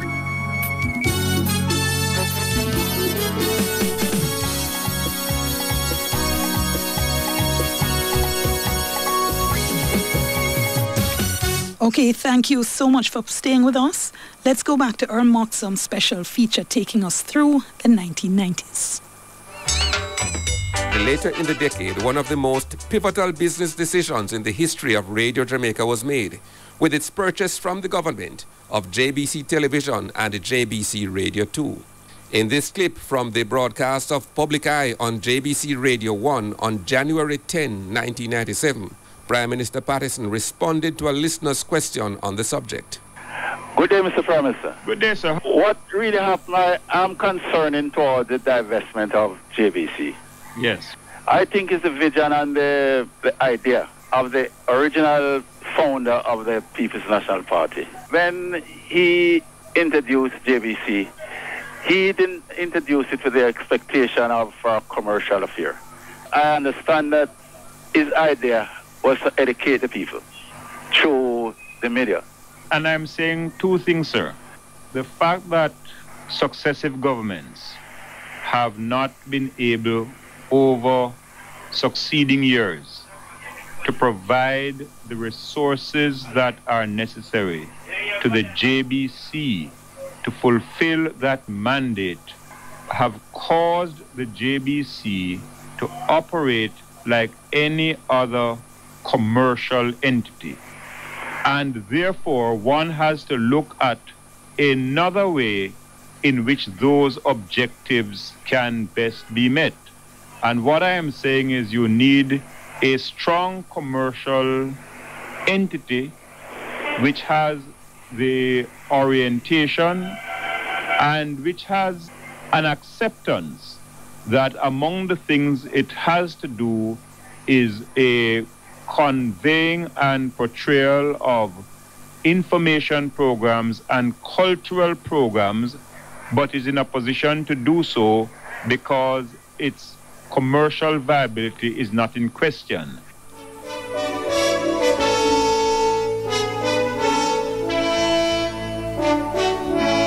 On the night of March 6, 1997, the light went out on one of the most consequential lives in the history of Jamaican politics. It was during a nighttime broadcast of Beyond the Headlines that the station received confirmation that former Prime Minister Michael Manley had died. And so, just after midnight, the announcement was made by co-host Judith McLaughlin. This is Radio Jamaica Limited. It is with profound regret that we have to announce that the Right Honourable Michael Norman Manley has died. On behalf of listeners in Jamaica, Radio Jamaica offers every sympathy to the members of his family. Here now is the official announcement issued a short while ago. The Right Honourable Michael Manley, former Prime Minister of Jamaica, passed away peacefully at his home at 11:45 yesterday evening. His wife, Glynn, and other members of his family were with him. Chairman Lester Spalding, in his tribute, had kind words for the former Prime Minister in the context of the company's corporate history. We owe to him what our structure is today, both in our capital structure and our shareholder structure. I think for those who have probably heard the history of Radio Jamaica will recognize that in the mid-70s, the whole question of the mass media being owned by foreigners, in fact, was on the front burner.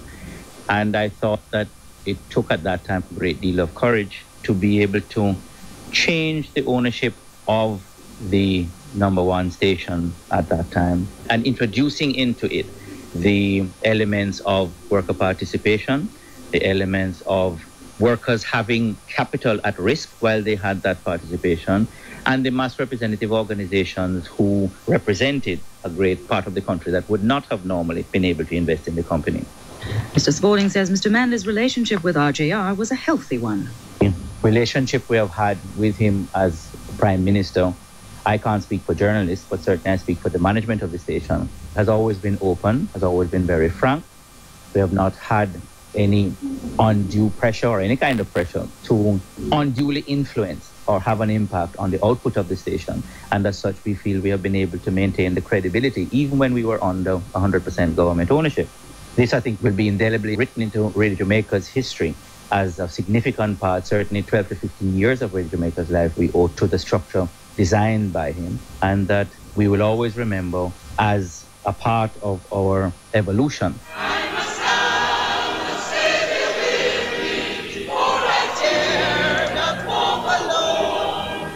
On the day of the state funeral, Radio Jamaica's Hugh Crosskill started the relay of voices describing events before the start of the service at Holy Trinity Cathedral. And here again are Ralston Mackenzie and Dottie Dean at National Heroes Park.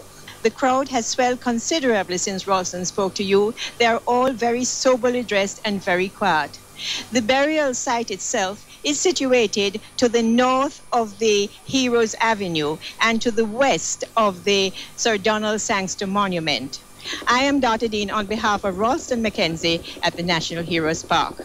And on top of the building here, the National Workers Union, a helicopter hovers overhead. And as we speak at the Workers Bank building, there's police sharpshooters on hand just in case of anything. Below me, we have members of the 3JR who are here looking smart, looking good. So that's the story here from atop the NWU headquarters. And as you come to us here in front of the North Street Cathedral, there's a tremendous crowd lining North Street at this time, sometimes giving the police a lot of trouble to control. We have so far witnessed the arrival of nearly all the dignitaries who will be attending today. The high point, of course, being the arrival of Louis Farrakhan and the Fruits of Islam, and then, of course, Fidel Castro. Also, the Prime Minister, Honorable P.J. Patterson, arrived a few minutes ago, and the Governor General just arrived, I would say, about 3 minutes ago. I am Don Topping here on North Street in front of the cathedral on behalf of Norma Brown.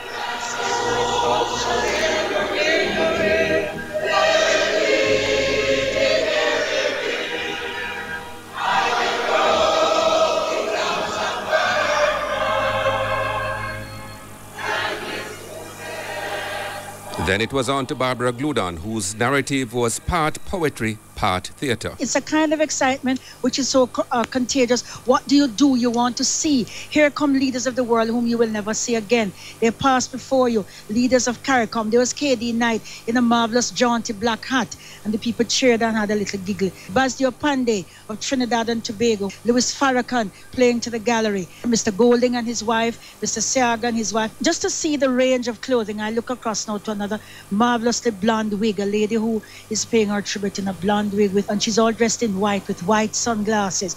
And across the kind of buildings which we know to be the heart of the inner city, some of them scarred and battered, large white tents like something out of the Arabian Nights have been mounted on the eastern side of the grounds. And now the excitement builds and grows. This is the hearse. This is the hearse. And it's a moment of chilling beauty as the beginning of the last part of the journey, and the tears are beginning to flow. And here comes the hearse. The soldiers make a cry. They've removed their caps from their head to their right shoulders, and the hearse glides silently by. Almost no sound it makes. The hats have all been collected because the people whose heads have been bared are the ones now who will bear the body of Michael Norman Manley into the cathedral. There's a wind blowing, and the women are singing louder. They're keening like at a night, and they're singing the funeral songs, which sometimes we uptown forget, but they sing. He's the lily of the valley, he's the bright and morning star. Row the boat ashore. I must have the Savior with me. And still the bell tolls from out here. A fist goes up, and now, it is raised to the shoulders. And it's a chilling moment. The crowd is silent for the great part, except for the voices of the women, not men. It's the women who bind the wounds of the dead, who close their eyes. And now the coffin is going through the door. The Thanksgiving service for the life of the Right Honorable Michael Manley is about to begin. We close with the country's senior men's football team, dubbed the Reggae Boys, qualifying for the 1998 World Cup in France. Final whistle, history in Jamaica. Jamaica has advanced to France 98, playing to a 0-0 draw with Mexico here inside the stadium.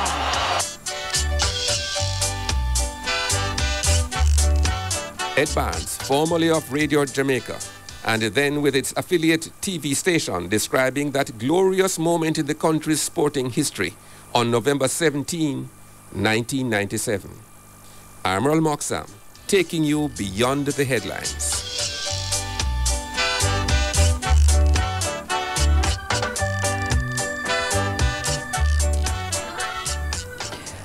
Miss G, oh my gosh, did you hear? I mean, I haven't listened, I haven't heard it for, I don't know, since when. Earl always speaks about that commentary she did at Manley's funeral and how it sounds like poetry. Did you hear her? I mean, Miss G is a wordsmith, you know.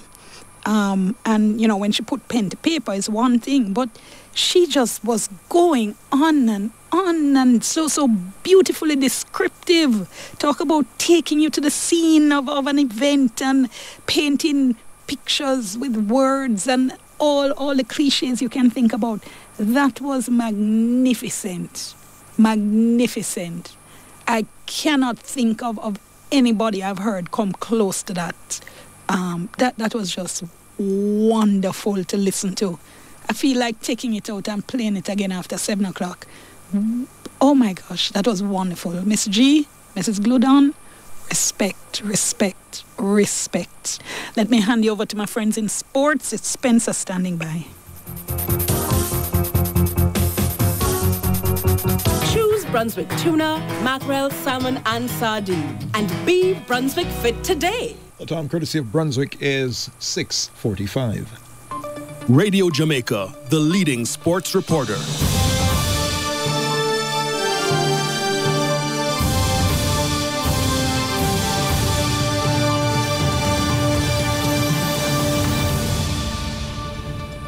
And a very good evening to you. I'm Spencer Darlington reporting, and we begin with news on football. Head coach of the Reggae Girls, Hubert Busby Jr., says he's working on having an overseas camp for the team before the end of this year. The proposed camp for Europe is expected to feature the European and North American-based players. The North American contingent would comprise players from the National Women's Soccer League, that's the NWSL, and also players from college. Busby spoke about the importance of having this camp, which could potentially serve to expand the pool of players. Having these camps, as well as others, especially in the 2021 calendar year, is going to be crucial for not just the senior women's team, but obviously for the other programs as well. Heading into World Cup qualifiers, it's going to be important that we play quality international friendlies against teams within the top 40, top 30, top 20 of the world. That's the only way that we're going to continue to improve as we head into a crucial World Cup qualifying campaign. Reggae Girls head coach Hubert Busby. Reggae girl Tiffany Cameron was a member of Jamaica's squad at the 2019 FIFA Women's World Cup in France, and she currently plies her trade with Ferencvárosi in Hungary. If the camp materializes, she says she would welcome the move. I mean, we haven't seen each other since like February Olympic qualifiers, so this will be great for us to get back together and build a little bit of chemistry. There's a lot of players now that have been with their club teams and progressing there, so it'll be good to just kind of put together the pieces. Reggae girl Tiffany Cameron. The last time the Reggae Girls played was on February 4 in a 7-0 victory over St. Kitts and Nevis, and that was in the final round of the Olympic qualifiers. Meanwhile, with the 2023 edition of the Women's World Cup set to be expanded from 24 to 32 teams, CONCACAF is expected to see an increase in slots from 3.5 to possibly 4 full spots or more. Reggae Girls head coach Hubert Busby Jr. sees an opportunity for Jamaica to qualify for back-to-back World Cups. I assume it'll definitely be at least a minimum of 4, based on strength of region, with possibility of at least probably being a 4.5 at the very least. So, I think every country in this region, especially us as well, will be confident that they can, make one of those 4 spots to qualify for Australia and New Zealand. Reggae Girls head coach Hubert Busby. Radio Jamaica Sports has been reliably informed that reggae boy Malik Foster has been released from hospital. Sources told us that the 23-year-old was released on Wednesday evening. Foster's x-rays showed no internal bleeding or damage, despite getting shot in the neck on Tuesday in Portmore. Foster is the second national player after Jermaine Teddy Johnson to get shot this calendar year. Foster is currently unattached after being released from Costa Rican club Alajuelense recently. He was loaned out to Israeli club Hapoel from Alajuelense, but they did not renew his loan deal. The former Portmore United player last represented Jamaica in the CONCACAF Nations League against Antigua and Barbuda last year. Reggae boy Corey Burke scored his first goal of the season for Philadelphia Union after netting the winner in a 2-1 victory over Chicago Fire in Major League Soccer action in Pennsylvania on Wednesday. The 28-year-old, who came on as a second-half substitute in the 60th minute, wasted little time to make an impact. With the game at 1-1, Burke gave the Union the go-ahead goal in minute number 65. Aronson, wide for Paizo. Up steps Mihailovic, back post, free header, and it's in! It's Corey Burke, virtually his first touch of the night. And the Philadelphia Union jump back out in front. It's 2-1. Paizo with the cross here to the back post, and you see back post defending once again. It was Ilsinho that started all this. All these players around Aronson, they don't put any pressure on the ball here. They pick out Corey Burke at that back post, heads it down past Bobby Shuttleworth at that near post. This was Burke's third appearance for the club since regaining his U.S. visa. Due to an error in renewing his U.S. visa in May 2019, Burke was unable to play for the Union last season. Despite this challenge, Burke was loaned out to Portmore United and SKN St. Pölten in Austria to keep sharp. 2018 saw Burke scoring 12 goals in 36 appearances for Philadelphia. Burke is relieved to have scored his first goal for the club in over a year. It's a happy feeling for me, to score my first goal for this campaign, after 18 months. I can't be happier, can't feel much better than what I feel now. So it's a joy for me, not just score, but score the winning goal for the team tonight to get the 3 points. That's reggae boy Corey Burke. With the win, the Union moved to the top of the table in the MLS. The Union have already qualified for the playoffs. Meanwhile, Reggae Boys captain and goalkeeper Andre Blake picked up a hand injury for Philadelphia Union in that 2-1 win over Chicago Fire in the MLS on Wednesday. Blake was substituted in the second half stoppage time. Head coach Jim Curtin says the injury was not good. Early sounds from Andre. Again, we'll wait till we get pictures, but I think his hand got tangled in the net. Obviously, when the goalkeeper has to come out of the game, it's not good. So I can just leave it at that. Not good in terms of the early prognosis. But again, we'll see when we get some pictures and get some clarity. Philadelphia Union head coach Jim Curtin. Tivoli Gardens defender Jabor Johnson has been charged for the shooting of a St. Thomas-based businessman in Leith Hall earlier this month. Johnson, who was released by Arnett Gardens at the end of the 2018-2019 National Premier League season, has a deal with Tivoli Gardens until the summer of 2021.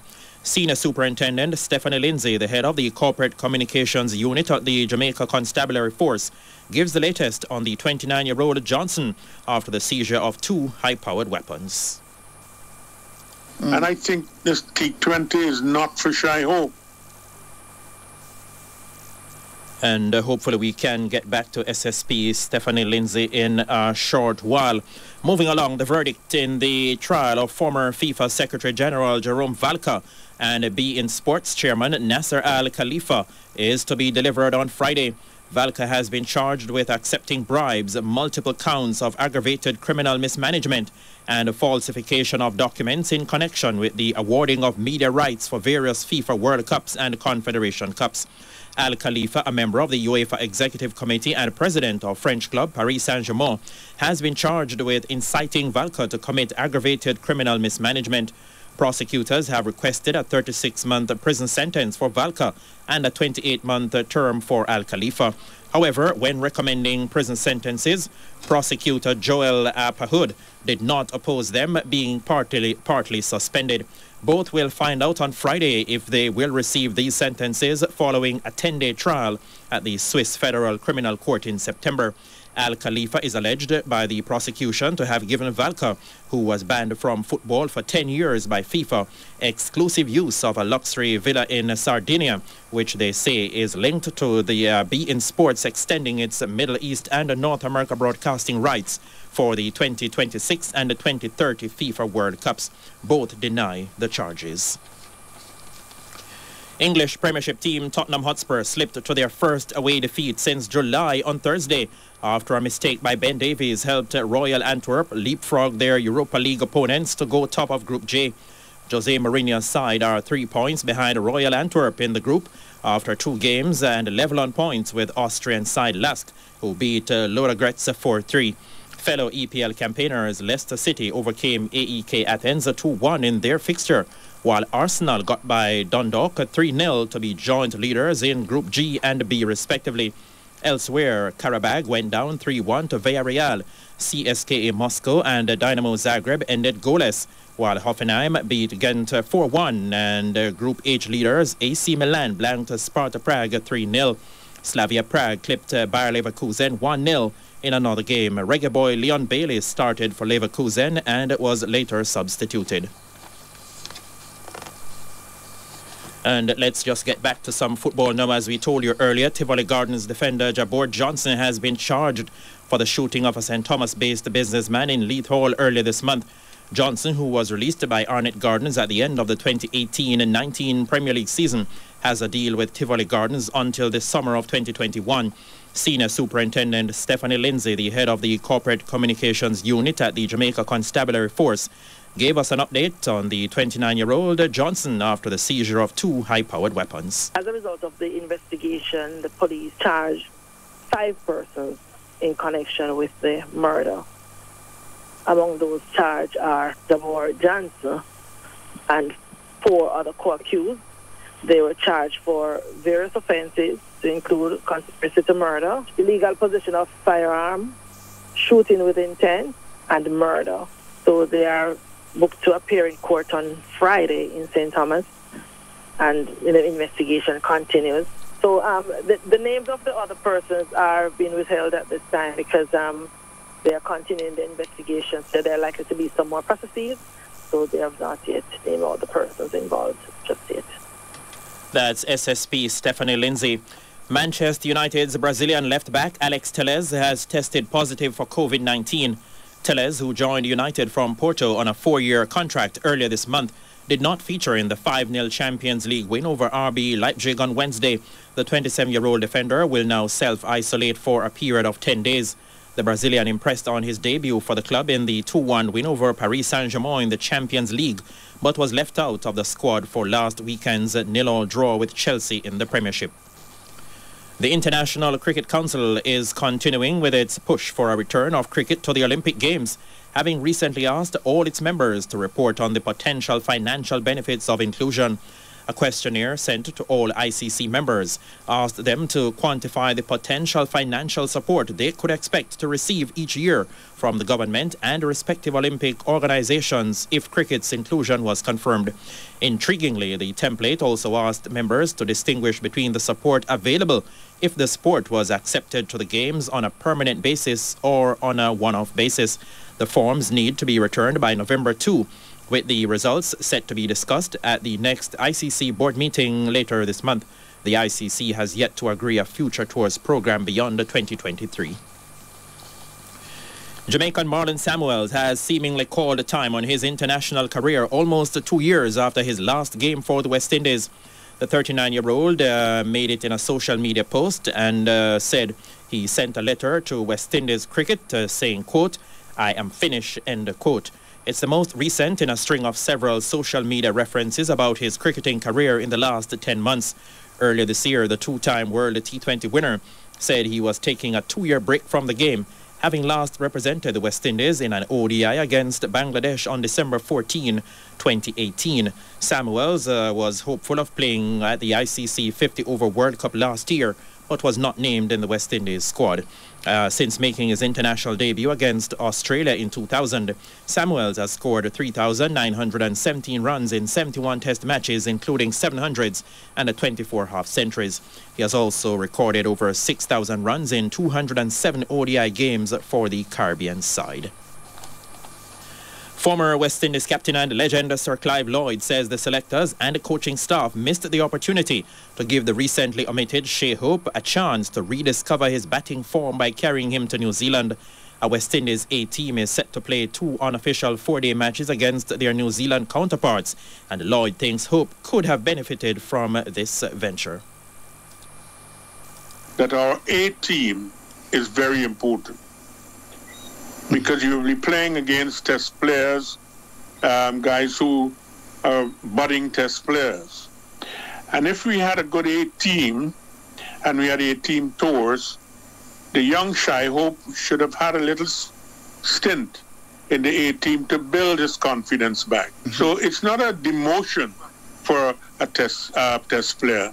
It's just going down there. It's like if you're playing football in the first division in the Premier League. If you get injured, you go into the second team, get your form back, and then you're up there. Former West Indies captain Clive Lloyd, he also pointed out that the highly rated batsman should put away one version of the game at this point to regain his red ball form. And this brings an end to the evening's major sports report. Join us again tomorrow morning for the headlines at 6:10. Thank you for tuning in to Sports World on Radio Jamaica, a roundup of all the best action in sports today. Next level zing! Them say them have the zing, but them now pop. The time brought to you by National Zesty Popcorn is 7 o'clock. You're listening to Beyond the Headlines with Dion Jackson Miller.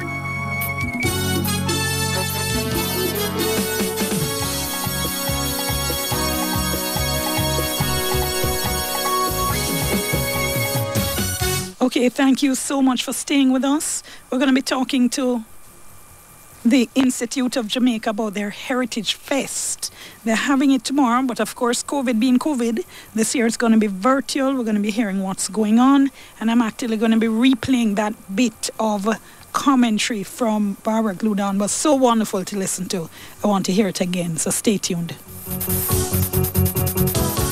What do you get when you add a sports fan and Flow Internet? Never missing a game. So go on, get up and off the couch and keep watching your favorite sports whenever, wherever on our new and improved Flow Sports app. You can get it with the Flow Home service that includes fast internet, minutes to talk to any network, along with the Flow Sports app now for $3,749 plus GCT per month. Visit a store today and join Jamaica's largest network. Promotional offer ends December 31, 2020. Conditions apply.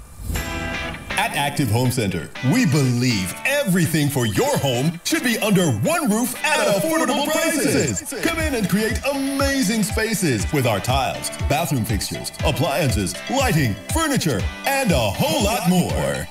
Plus, check out our recently added PVC fencing and casement windows. Visit us at 84 Constant Spring Road. Active Home Center. More savings, more choices. One already. Driver, come on, me late. My business rough since COVID. I'm insurance both up here now. Wait, you know see the driver them a line up down a PCIC? New PPV customers get a free gas voucher plus up to 60% discount for safe driving, 11 months to pay, free personal accident for driver and insured, medical benefits, law, the list can't done. BCIC understand the struggle, man. Go to the nearest BCIC branch agent or broker for a quote. Let me off here. BCIC meeting there. Time to switch to BCIC, Jamaica's #1 general insurer. Conditions apply. The essentials. All the things that we knew made us happy. The sea breeze. The healing power of a hug. The rhythm that flows through our veins. There is nothing that can break our Jamaican spirit. That is priceless. Keep on doing what really matters. Now easier and safer with MasterCard. Together, let's start something priceless. This Christmas, make it like no other. Paint on the walls. Go bold with Berger. Transform your home, make it brand new. Save 20% and $500,000 too. Laptops, tablets, and TVs galore. Buy 2 gallons, get your code for sure. Go bold with Berger for your chance to win $500,000 cash. Text the code to take the prize. See the press and social media for details. Berger for lasting beauty and protection. It's time to style out the Bashko way. We are excited to have all Bashko locations participating in the Jamaica Observer's Taste Style Out 2020. That's right, from Thursday, October 29th to Saturday, October 31st, you can get 15% off general merchandise and 5% off grocery items at all of our stores across the island. Come and grab the items you really need with the savings you deserve. All COVID-19 safety precautions will be observed. So for TSO 2020, come out, be safe, shop, and save. At Bashko. At 30 years, giving you more. Conditions apply. What if your device was a gateway to listen to so much music that dancing becomes your new workout? To stream so much live sports that your adrenaline will rush? To watch so many movies that you'll talk in famous dialogues? To video chat with your BFFs? Bip, D-Music, Sportsmax, Play Go, Loop, Go Loud, and Billow. All the digital experiences plus extra data to enjoy the things you love. Introducing the new Digicel Prime Bundles. Get 24 gigabytes with a 3-day bundle. So much data, so much fun. Buy in the My Digicel app today. You're listening to Beyond the Headlines with Dion Jackson Miller.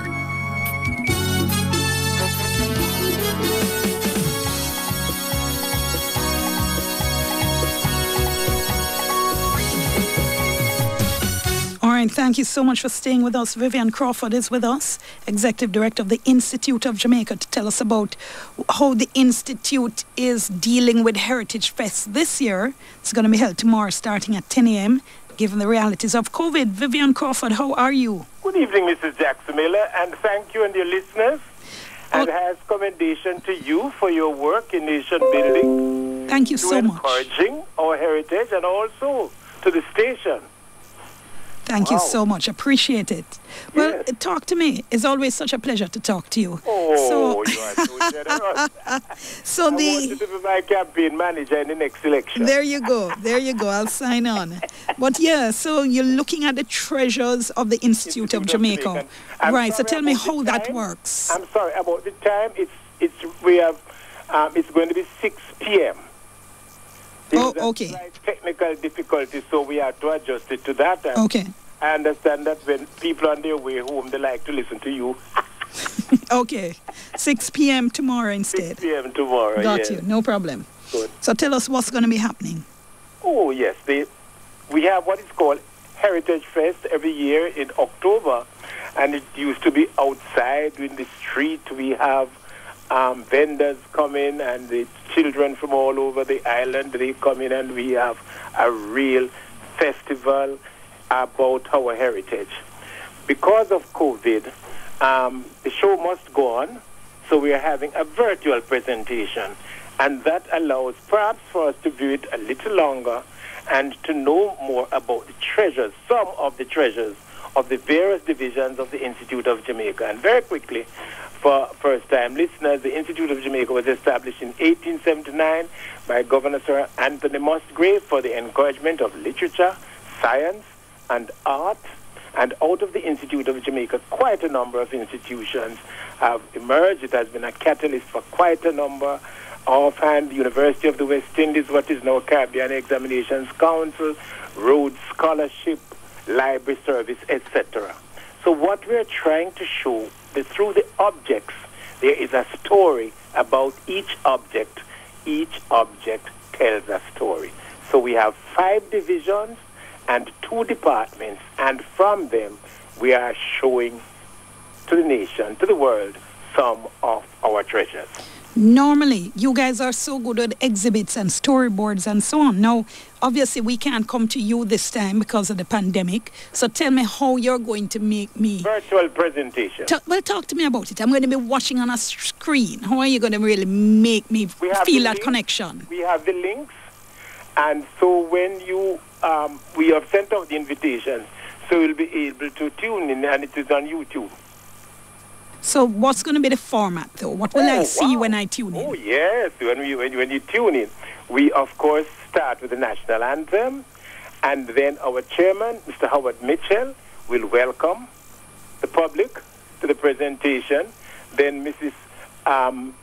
Nicole Patrick Shaw will give an overview of what you will be seeing, and then Honorable Minister Olivia Grange will do the launch, and there will be an acknowledgement. Okay, but what is going to... After that now, we go into the various divisions. So you will see before you, like, for instance, Jamaica Music Museum, and then Liberty Hall. You're going through the various divisions, and you'll see the object, and the head of that division or department will welcome you and then point to a curator, invite a curator, rather, to tell us in details about the object. So are the artifacts secret? No. They belong to the nation, it's public knowledge. No, I mean, if you can tell us ahead of time what you're going to be showing us. Of course. All right. That's why we are calling. So let's take, for instance, Jamaica Music Museum, and Herbie Miller, who is the director there, his main item he wants to share with us. What we do, we say, select an item that you think the public should know about. Okay. And there is a gentleman named William Walker, but we perhaps know him as Sugar Belly. Are we allowed to say belly, that nomenclature on the radio? I think you can, or yes. Sugar Stomach. Belly is fine. Sugar Belly is a bamboo saxophone that he made. And he was an expert on mento music, and that is Jamaica's first recorded popular music. And musicians built the bamboo saxophone started in the 1950s. So this one he gave to the nation. A bamboo sax. Bamboo saxophone, Sugar Belly. And it plays? Oh, yes. Wow. Oh, yes. So Herbie Miller, that is from his area. And if time allows, he will show you other objects. Okay. Then we go to Liberty Hall, the legacy of Marcus Garvey, and you will see a cane, walking cane and a walking stick, which belonged to Right Excellent Marcus Messiah Garvey. 2.5-foot cane, and it has a sterling silver looped handle, and with the inscription, Marcus Garvey, August 1922. It is felt that he might have got it as a birthday gift because, he was born on the 17th of August. Okay. And what we notice about the cane is that he, in the photographs of him, he's always holding the cane with his right hand to support the leg. And he was shot twice during assassination attempts in 1919. So that's a very interesting part of our history. Then we go to the National Gallery, and Dr. Jonathan Greenland. Oh, at Liberty Hall, I should tell you that Mr. Kerry Brown is the acting director there, so he'll be welcoming us. At National Gallery, we have Dr. Jonathan Greenland, and he will be telling us about Osmond Watson's painting. But you should know also that at the National Gallery, we have pieces, works of art by Capo. Capo lived off Bay Farm Road. Persons on Bay Farm Road going home. Capo lived near there. And what is interesting about Capo, he didn't go to any formal school as such. That type of style they would call intuitive. And I recall that for Jamaica's gift to Prince Charles and his wife, Lady Diana, at their wedding, it was a piece of art by Capo. And most honorable Mr. Edward Siaga saved a massive collection which was leaving the country, the Larry Worth collection. It was leaving Jamaica. Somebody bought it, and this is carvings by Capo, and Mr. Siaga bought it for the nation. So all that is in the collection, and so we should be seeing that. Also, we now go to Simon Bolivar Cultural Center, that is beside the ward, and there you'll see a copy of the letter, the Carta de Jamaica, the letter that he wrote on the 6th of September 1815 while he was in Kingston, and he was at a hotel on Princess Street. And there it was, he wrote that letter to help liberate the Latin American countries. And I always like to tell young children the story that he was by the seaside, just down in front of Oceana there, walking one evening. He was, so downhearted. And guess what? Somebody went to assassinate him and saw this person sleeping in a hammock and killed the person, thinking it was Simon Bolivar. Oh, wow. Baron, so what is for you can be and for you. Yes. So, I'm going to have to leave it there, Mr. Crawford, but fascinating stuff. So remind us when people can tune in. You don't even hear about the species of the god. I know, we're going to have to tune in to see that. So remind us how people can watch it. It's on the YouTube. The Institute of Jamaica's YouTube page. Great, Heritage Fest, 6 p.m. tomorrow. We have to tell.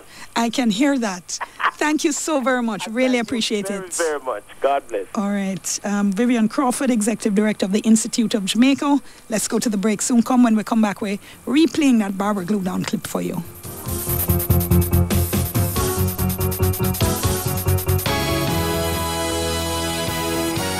Saturday, live out your fantasy at Fame Frequency, the costume party. Dress up as your favorite character and dance all night to the music of DJ Denvo, DJ Narity, DJ Tropical, and DJ Roderick. Be whoever you want to be and party on Fame FM, RETV, and One Spot Media. Use the hashtag Fame Frequency across all our social media platforms. It's costumes only in our VIP Zoom area. Fame Frequency, the costume party. This Saturday, October 31, 9 p.m. to midnight. Powered by Smirnoff Smash. How do you smash? Must be 18 years or older to drink. Drink responsibly.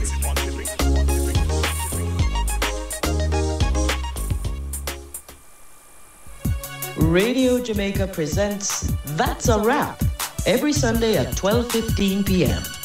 That's a Wrap, a review of the top stories of the week. Sundays at 12:15 with Earl Moxham on Radio Jamaica 94 FM.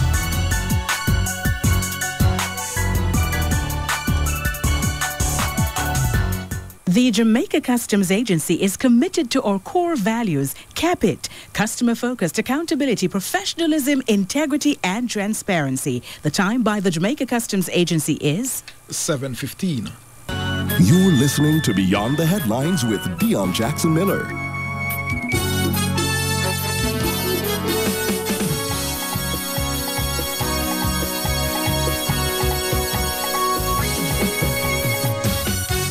Thank you so much for staying with us. Okay, so in Earl Moxham's piece on the 1990s, we heard a absolutely beautiful piece of color commentary from Barbara Glue Down, who was speaking about the scenes, the happenings at the funeral of Michael Manley. I loved it so much, and I see so many of you saying as well that you loved it. I just wanted to pull that out and listen to it one more time.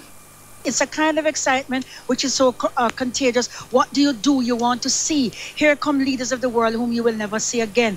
They passed before you. Leaders of CARICOM. There was KD Knight in a marvelous jaunty black hat, and the people cheered and had a little giggle. Basdio Pandey of Trinidad and Tobago. Louis Farrakhan playing to the gallery. Mr. Golding and his wife. Mr. Seaga and his wife. Just to see the range of clothing, I look across now to another marvelously blonde wig. A lady who is paying her tribute in a blonde wig and she's all dressed in white with white sunglasses.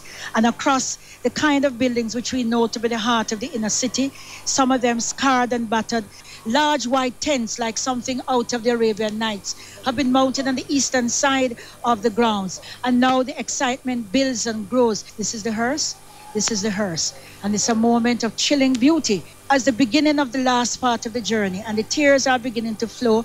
And here comes the hearse. The soldiers make a cry. They've removed their caps from their head to their right shoulders, and the hearse glides silently by. Almost no sound it makes.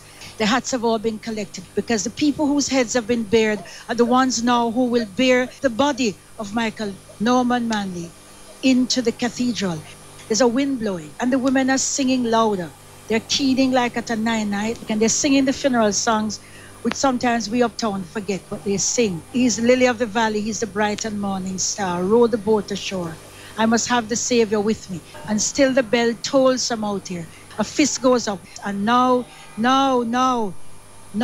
it is raised to the shoulders. And it's a chilling moment. The crowd is silent for the great part, except for the voices of the women, not men.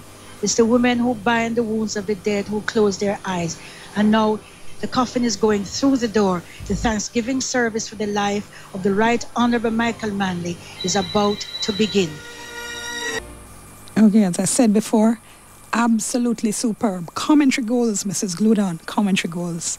I don't even know if I can aspire to ever sounding like that. All right, so when she said it's the women who bind the wounds of the dead. It's the women who bind the wounds, who close their eyes. It's like, wow. Because right there what she's doing is describing what's happening on the scene, and she's also dropping in historical, earlier we heard her dropping some literary allusions as well, so just absolutely splendid. Okay, in our last few minutes, you know, the U.S. goes to the polls next week.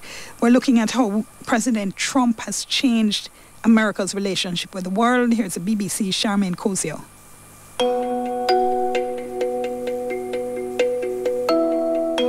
After starring in 14 seasons of his hit reality show The Apprentice, Donald Trump lands his biggest role yet. It's a cold Friday afternoon. He stands before a crowd of thousands, knowing millions more around the world are watching online and on TV. Raindrops bounce off his dark, heavy cashmere coat as he moves towards the microphone. Donald Trump has just been sworn in as the 45th President of the United States of America. From this day forward, it's going to be only America first. America first. Every decision on trade, on taxes, on immigration, on foreign affairs will be made to benefit American workers and American families. Since that speech in January 2017, how has his America First doctrine played out? Part 1. The roller coaster.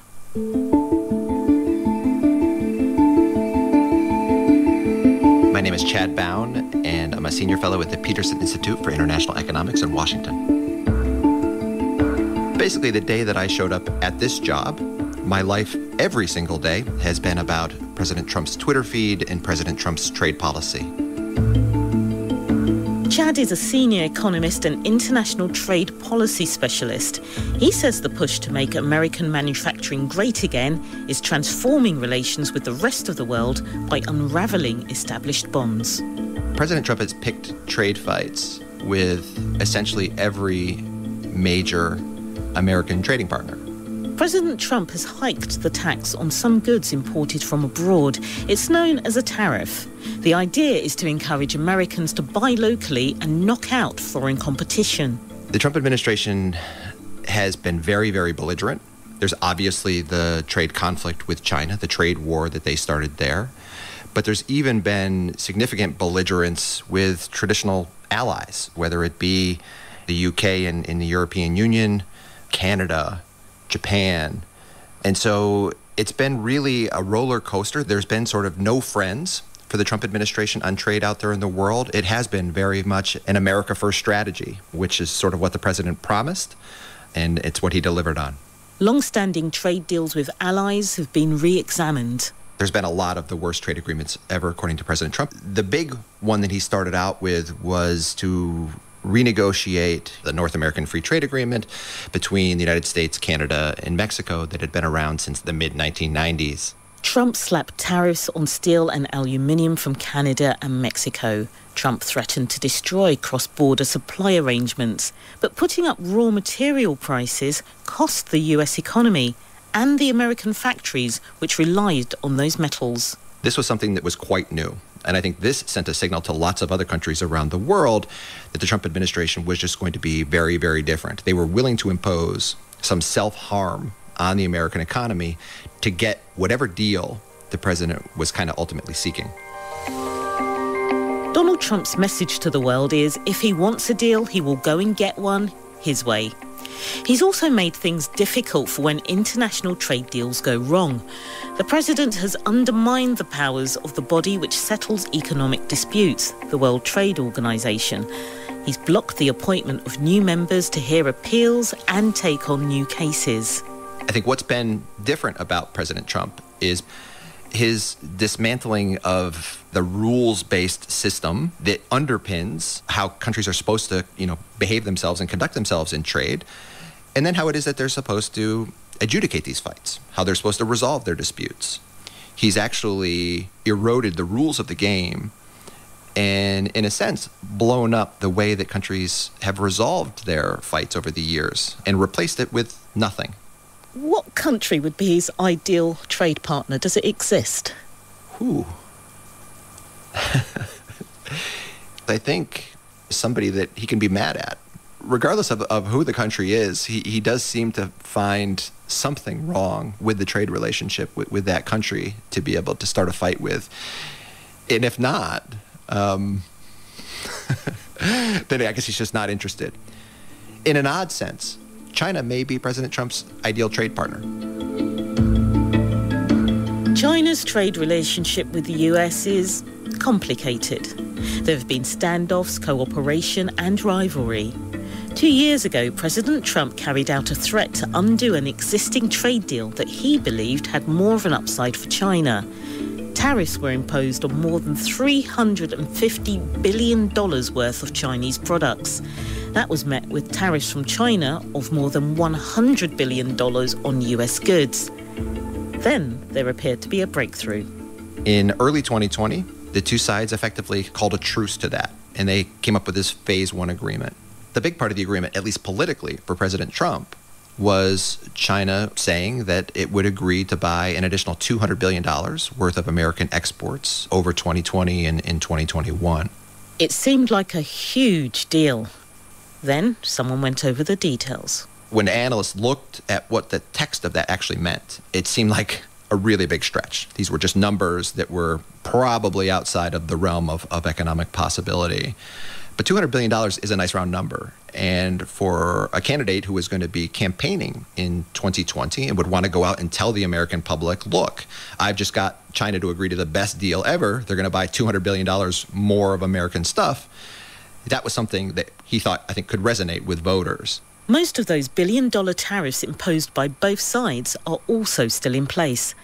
Chad says that's because the deal was more about politics than trade.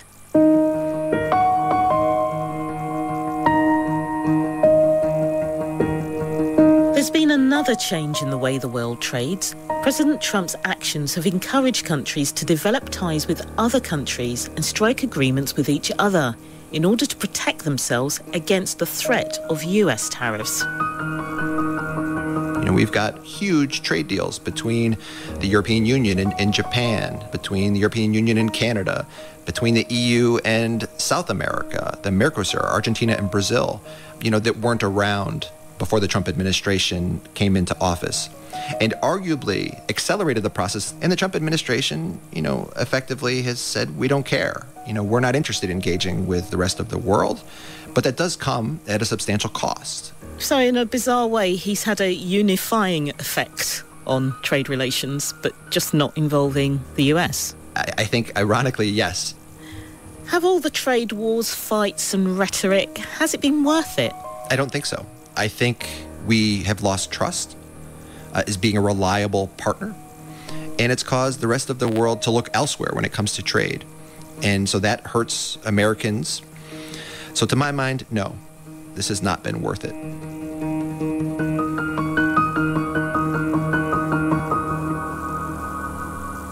Part 2. Friends and Enemies.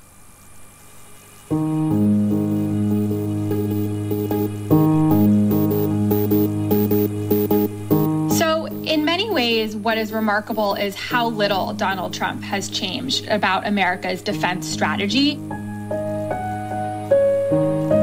Professor Rebecca Lissner is a non-resident scholar at Georgetown University's Center for Security Studies.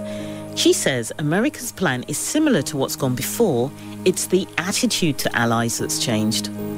In fact, what we've seen Donald Trump do is in many ways double down on the militarization of American foreign policy, maintain something on the order of 200,000 troops deployed overseas with ongoing counterterrorism missions across the world, and the nation's longest war continues in Afghanistan. So much as his rhetoric was one of breaking with past precedent, in many ways what we've seen has been a continuation of past precedent, at least when it comes to this element of American strategy.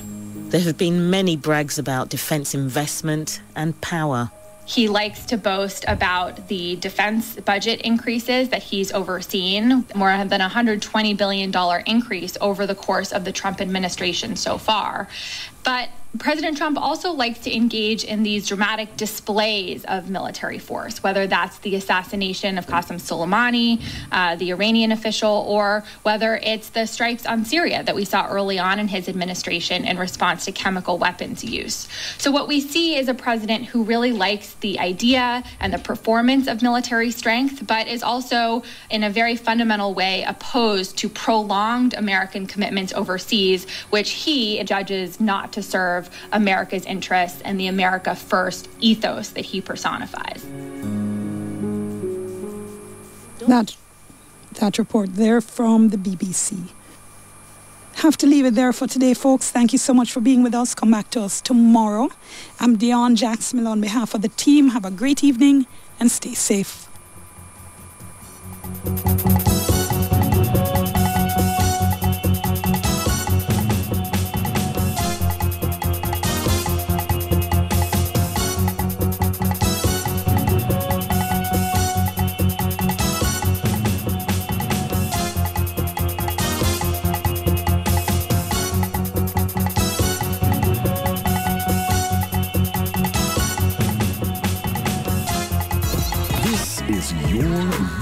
Jamaica. For all COVID-19 cleaning and sanitizing services and supplies, call Manpower and Maintenance Services Limited. The time by Manpower and Maintenance Services Limited is 7:30, and it is now time for the JIS Jamaica magazine, which is presented in time allotted for government broadcast. I'm Anthony Morgan with JIS Evening News for Thursday, October 29. Coming up, 2 nursing homes ordered closed for non-compliance with COVID-19 protocols. Government launches 1 laptop or tablet per child initiative, and bushfire warning index aids fire brigades' efforts. The news in detail after the break. It's been 10 years and we've enjoyed every second. Engaging our youth. Connecting them with their heritage. The JIS Heritage Poster Competition. Join our 10th anniversary celebration. If you're a secondary level student, design a graphic or illustrated poster on the topic. I promise to stand up for justice, brotherhood, and peace. Great prizes to be won. For more details, visit jis.gov.jm. The JIS Heritage Poster Competition. Enter today.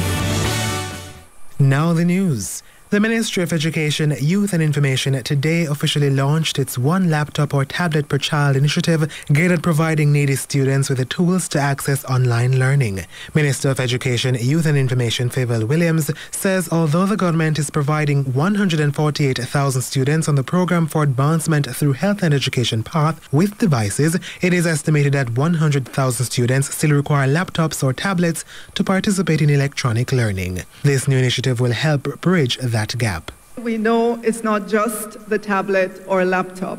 It is the connectivity, it's the affordability, it is the educational content that teachers direct to students. It is the technical support that the students will have if there's a problem with the device or the software. Local and overseas donors may visit the National Education Trust NET's website at net.org.jm or call 876-967-9007 for guidelines to donate devices to students. In the meantime, Chief Executive Officer of E-Learning Jamaica, Keith Smith, says his organization expects to provide almost 100,000 devices to students during the academic year to enable access to online learning. Mr. Smith says some 62,000 are already being delivered to teachers and both primary and high school students on the Program of Advancement through Health and Education PATH. This year, e-learning has distributed 23,000 tablets to teachers, with another 1,500 to come. Under the Tablets in Schools program, 40,000 tablets have been earmarked for distribution, and the procurement process is underway to secure 16,000 additional tablets, which will go to high school students in grades 7, 8, and 9. Mr. Smith adds that e-learning Jamaica is in the process of acquiring 15,000 additional laptops to be distributed to high school students in grades 10, 11, 12, and 13 who are beneficiaries of PATH. Minister of Health and Wellness Dr. Christopher Tufton says 2 nursing homes have been ordered closed for non-compliance with the COVID-19 protocols. The nursing homes are located in Manchester and Hanover. Dr. Tufton says 203 nursing homes were recently inspected, with 99 found to be compliant. He adds that some non-compliant facilities have been served notices under the nuisance regulations and given up to 30 days to become compliant. The team will be out in the field to inspect and to visit, if necessary, every day until those facilities are brought into the appropriate protocols. Meanwhile, COVID-19 fatalities in the country have surpassed 200, with 4 new deaths recorded yesterday. 76 new cases were also confirmed on Wednesday, pushing the overall case count to 8,927. 50 more persons also recovered yesterday, while 4,175 cases remain active. And the Jamaica Fire Brigade, JFB, is reporting that its capacity to respond to woodland fires across the island has been boosted through the use of its Bushfire Warning Index. Developed by the Meteorological Service of Jamaica, the Bushfire Warning Index and Management System allows for more reliable predictions of locations of potential bushfires. Public Relations Officer and Officer in charge of fire prevention, Emilia Ebanks, says the program has helped the brigade control and prevent the spread of these fires. We'll place certain units in certain places. We'll place tankers in certain places to ensure that the water is greater in terms of the supply. It will also assist in guiding our hydrant maintenance program to ensure that the fire hydrants in certain places are in optimum working condition. Also, we will ensure that the fire prevention team will go into these communities and, as much as is possible, try to reduce the instances that can actually lead to a fire. Mr. Banks was speaking at a recent JIS think tank session. That was JIS News. I'm Anthony Morgan. It's been 10 years and we've enjoyed every second. Engaging our youth. Connecting them with their heritage. The JIS Heritage Essay Competition. Join our 10th anniversary celebration. If you're a primary level student aged 9 to 12, write a 500-word essay on the topic. I promise to stand up for justice, brotherhood, and peace. Identify a Jamaican person from our past or institution that exemplifies this statement from our national pledge and say why. Great prizes to be won. For more details, visit jis.gov.jm. The JIS Heritage Essay Competition. Enter today.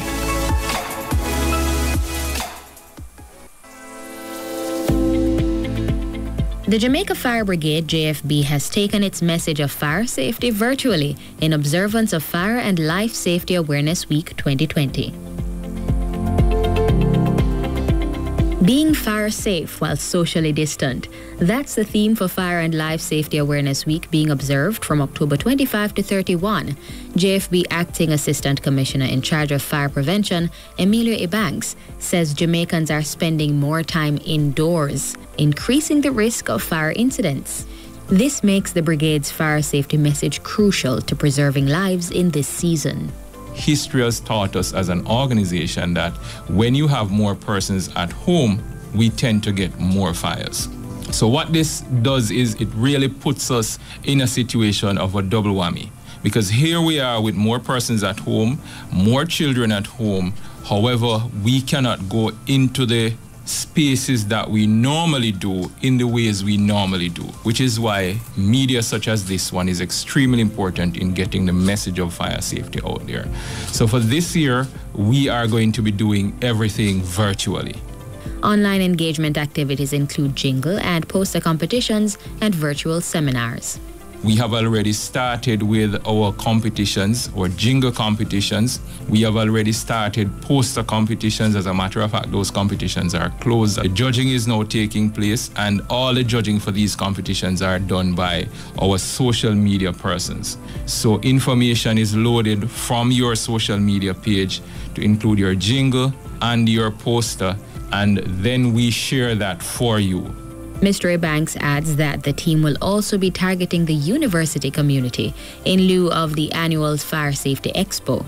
Again, normally we would go into the universities and we would sit and have different forums with the students. However, because of the global pandemic again and the fact that everything is being done online, online schooling and that kind of thing, we have to now join via Zoom and other platforms and get into these virtual spaces and share the message of fire safety with all the persons that we can reach during this time. The JFB will also extend its reach to younger children through traditional media. So we'll be getting into the virtual spaces. We'll be using media a lot more. We'll be using social media a lot more. We're now looking as well at a number of media interviews and public service announcements to again get into the virtual spaces. And one of the things I must point out is that we are looking to get into those spaces when the homeschooling, the online schooling takes a break. And we are getting into those spaces to make sure that the children get the message. Children form a crucial part of the demographic to be reached with the message of fire safety. Here's why. The loss of lives to fires in Jamaica has obviously been a major concern over the last approximately 10 years. Or if we go back as far as maybe 2008, we have had over 100 children dying from fires. Over that same period, we've had over 22,000 Jamaicans becoming homeless as a result of fires. Nevertheless, the JFB has seen an improvement in the number of structural fires and fire-related deaths since the start of the year when compared to the same period in 2019.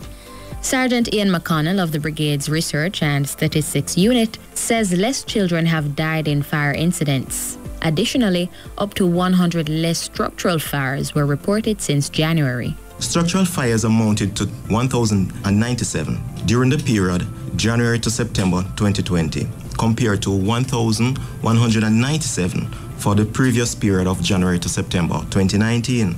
This was a reduction in structural fires of 8.35%. 2020 has been a year of numerous hazards, storms, and disasters, but fires don't have to be added to the list. Fire incidents are preventable. Visit the Jamaica Fire Brigade's social media pages, engage with the information, and discuss fire safety tips and evacuation plans with your household, especially your children. Follow the JFB on Facebook and Instagram at Jam Fire Brigade and make your home and your family fire safe while practicing all other safety procedures.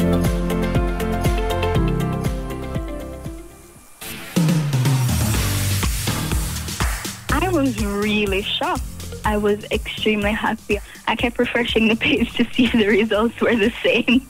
The voice of Gabrielle McLaren. She obtained 10 distinctions in English language, English literature, mathematics, information technology, biology, chemistry, physics, principles of accounts, Spanish, and French in the 2020 Caribbean Secondary Certificate Examinations, CSEC.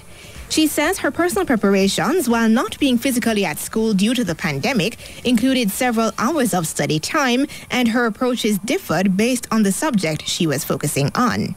During that period, aside from teaching, what was left to be done was mostly the completion of SBAs. So it was full SBAs, sitting with teachers, figuring out what's the best way to answer the question with the topics that I chose, lots of proofreading.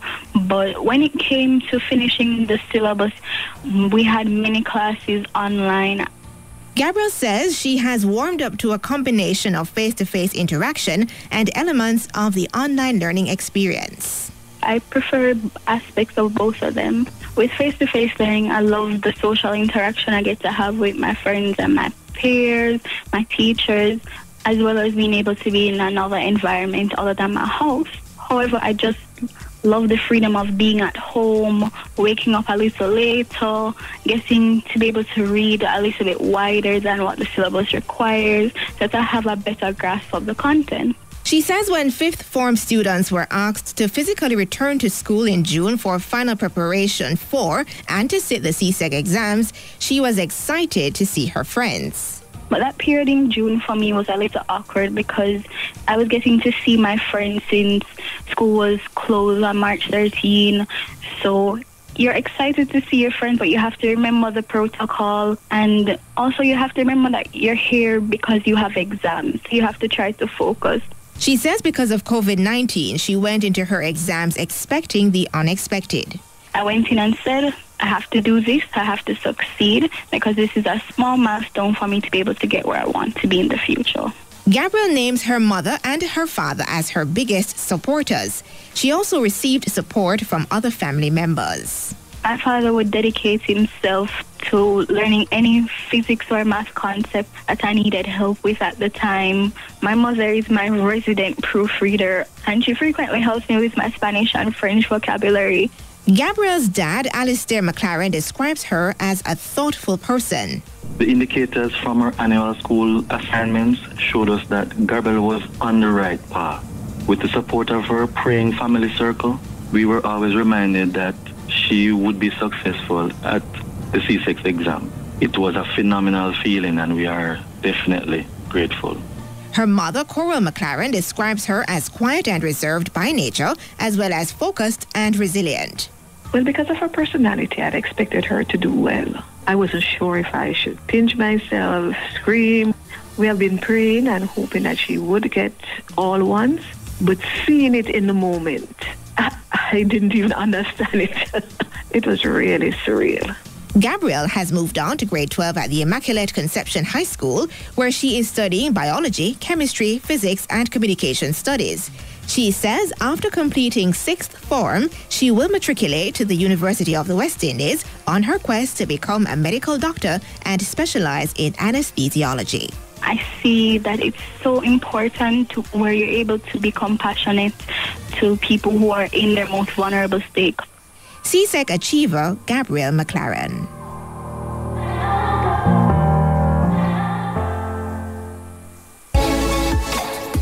It's been 10 years and we've enjoyed every second. Engaging our youth. Connecting them with their heritage. The JIS Heritage Essay Competition. Join our 10th anniversary celebration. If you're a primary level student aged 9 to 12, write a 500-word essay on the topic. I promise to stand up for justice, brotherhood, and peace. Identify a Jamaican person from our past or institution that exemplifies this statement from our national pledge and say why. Great prizes to be won. For more details, visit jis.gov.jm. The JIS Heritage Essay Competition. Enter today.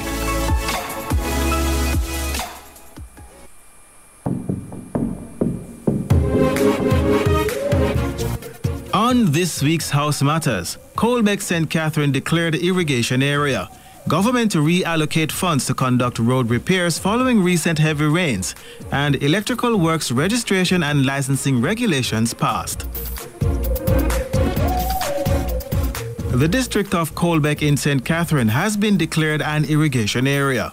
Minister of Agriculture and Fisheries Floyd Green told the House of Representatives on Tuesday that the initiative is part of the ministry's drive to expand the areas in which farmers have access to irrigation water.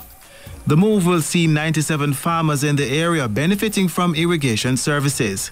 Minister Green adds that the declaration will also give the National Irrigation Commission, NIC, authority to administer the systems in place in the community.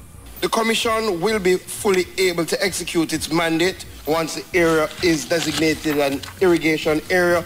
This order, Madam Speaker, gives the Commission the ability to charge and collect for the provision of water, and in essence gives the Commission the authority to provide water to the 97 farmers on the farm lots. The Colbeck irrigation system includes a production well capable of producing 1.2 million gallons of water per day. The House of Representatives has passed the Electricity Electrical Works Registration and Licensing Regulations 2020. Minister of Science, Energy and Technology Darrell Vaz says the regulations seek to modernize the electrical inspection process and improve efficiency in the monitoring of electricians.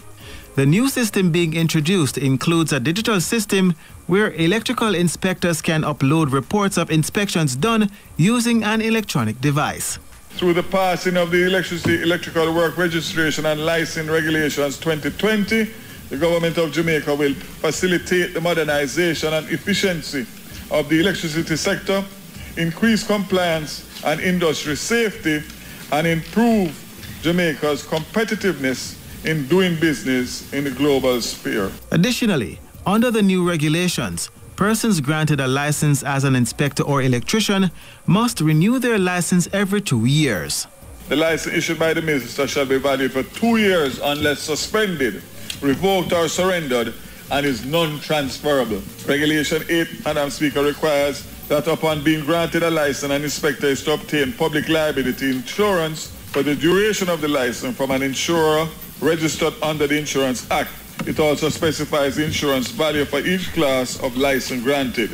Minister Vaz says persons found in breach of the regulations can be fined up to $2 million or serve up to 2 years in prison. The government is estimating that the country's recovery bill for repairs to damaged roads and other infrastructure following recent flood rains will be approximately $2 billion. Prime Minister Andrew Holness told the House of Representatives on Tuesday that the administration is now faced with the challenge of reallocating resources to carry out the work, adding that $1 billion will go directly to the National Works Agency to address damages in areas critical to the country's economic productivity. We do not have, as I've said, limited resources, and therefore we must be strategic in how we allocate and use those scarce resources. Therefore, the cyclical mitigation program will begin shortly and lead into the Christmas period and will be augmented to address the repair and rehabilitation works associated with the rains that will total approximately $2 billion Jamaican dollars. Mr. Holness added that each constituency has been allocated $1.5 million from the Housing Fund and an additional $1.5 million from the Ministry of Labour and Social Security to address the needs of vulnerable households affected by the flood rains. That's it for this week's House Matters. Join us again next time for more on what's happening in the Houses of Parliament. I'm Andre Palmer. Take care.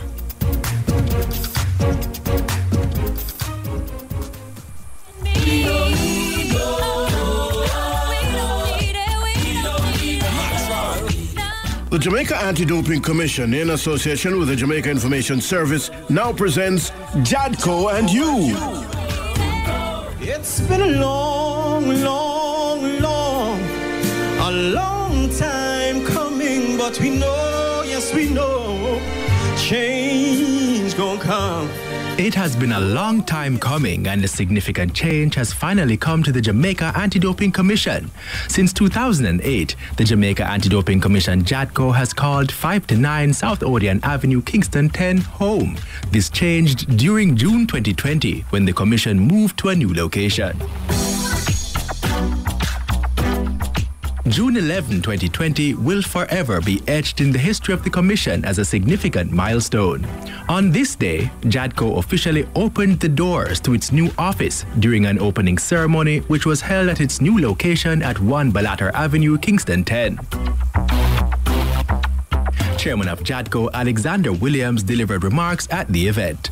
Our new and improved facility will enable JADCO to continue to build capacity and strengthen operations. As we strive to provide world-class service to all our stakeholders, the Commission was very fortunate to find this location within close proximity to the halfway tree metropolitan area. This will significantly reduce the impact that the relocation will have on our stakeholders. Executive Director of JADCO, June Spence Jarrett, also delivered remarks at the event. With the growth and development of staff and the need for us to cater to our stakeholders, including our para-athletes, the Commission saw it fit to acquire this 6 6,299 square feet location with wheelchair accessibility, which makes JADCO compliant to international standards. The Honorable Olivia Grange, Minister of Culture, Gender, Entertainment and Sport, delivered the keynote address. This is now a historic event in the sporting nation of Jamaica, because this is not just the opening of a new facility. This demonstrates that the government walk the talk, because we have ensured that you now have the ideal space to function. Ms. Grange also joined the chairman, Alexander Williams, and the executive director, June Spence Jarrett, to unveil a mural located at the facility and to cut the ribbon to officially open the new office. The new 6,299 square foot facility will enable the Commission to increase capacity and boasts a disabled-friendly environment which will allow para-athletes to access the office with ease. Additional office space for staff to facilitate future plans for expansion, larger conference rooms to host meetings, additional storage space, and a more comfortable lobby for guests. Stakeholders in attendance at the opening ceremony shared their views on the new office. I like the place. I like everything about it. It's awesome. And I like the accessibility in the bathroom, whereas the railings and so forth. Well, we know we can come here now knowing that we don't have to worry about space in terms of going in the building, because the first one we have difficulty. But to come here now, I can't have a second thought, because, you know, it's perfect. You think about us, and I must say, they continue the great work. Paralympic athlete Alfonso Cunningham. I think the office represents a tremendous improvement over the facility that you had before. It's much more spacious and more accessible to athletes, including the para-ad. I think it's more convenient because getting into Halfway Tree at times can prove very difficult because of the traffic going into Halfway Tree. Whereas there are several access points to number 1 Balata Avenue, where the new office is located. Congratulations on making another step in the fight against doping in sport. President of the Jamaica Athletics Administrative Association, Dr. Warren Blake. The Jamaica Anti-Doping Commission committed to the fight against doping in sport.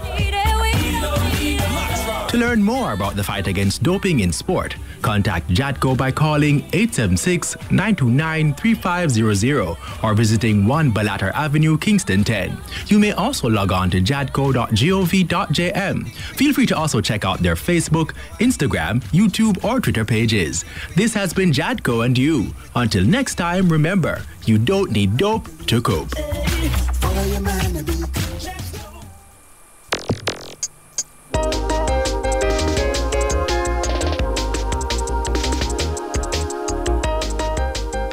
JIS Radio presents Roundabout JA, a 5-minute feature on local news, ideas, people, places, and things. Roundabout JA.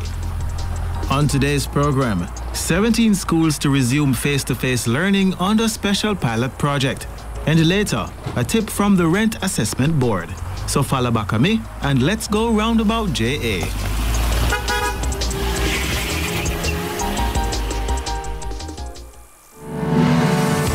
Now is the time, and we've got the place. The Edna Manley College of the Visual and Performing Arts School of Continuing Education and Allied Programs is offering affordable courses in the visual and performing arts. Want to upgrade or upskill with any of our programs? For teachers, the 1-year postgraduate diploma in arts education is for you. Beat the COVID-19 blues with a course in music technology specializing in beat making. Improve your opportunities in technical theater with courses in stage management, lighting for stage, and makeup. Many more courses available. Call us at 876-619-3362 or visit emc.edu.jm. Affordable, accessible arts education at the School of Continuing Education, Edna Manley College of the Visual and Performing Arts.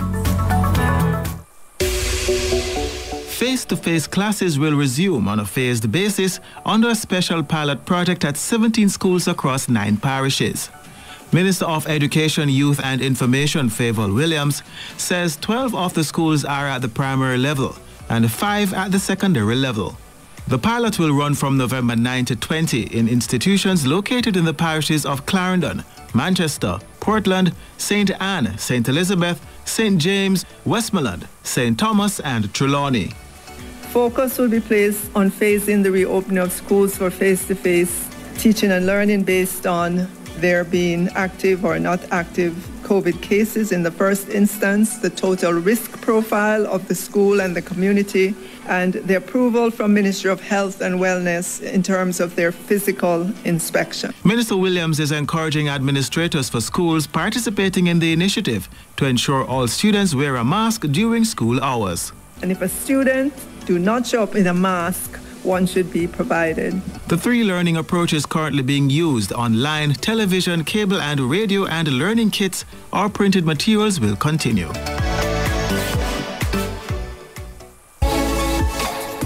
It's been 10 years and we've enjoyed every second. Engaging our youth. Connecting them with their heritage. The JIS Heritage Essay Competition. Join our 10th anniversary celebration. If you're a primary level student aged 9 to 12, write a 500-word essay on the topic, I promise to stand up for justice, brotherhood, and peace. Identify a Jamaican person from our past or institution that exemplifies this statement from our national pledge and say why. Great prizes to be won. For more details, visit jis.gov.jm. The JIS Heritage Essay Competition. Enter today.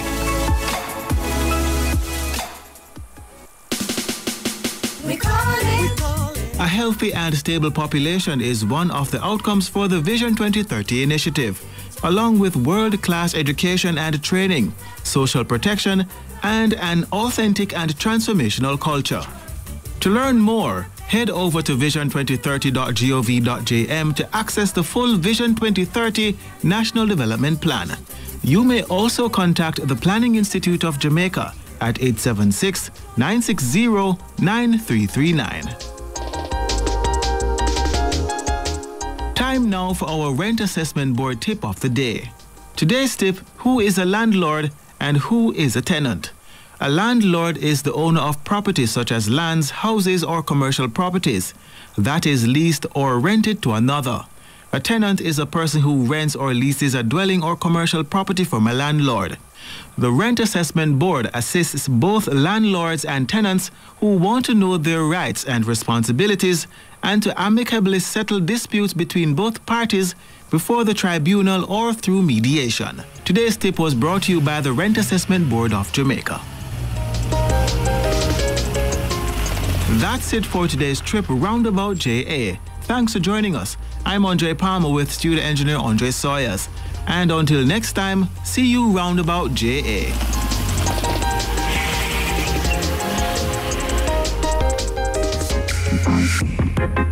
A production of the Jamaica Information Service, the voice of Jamaica.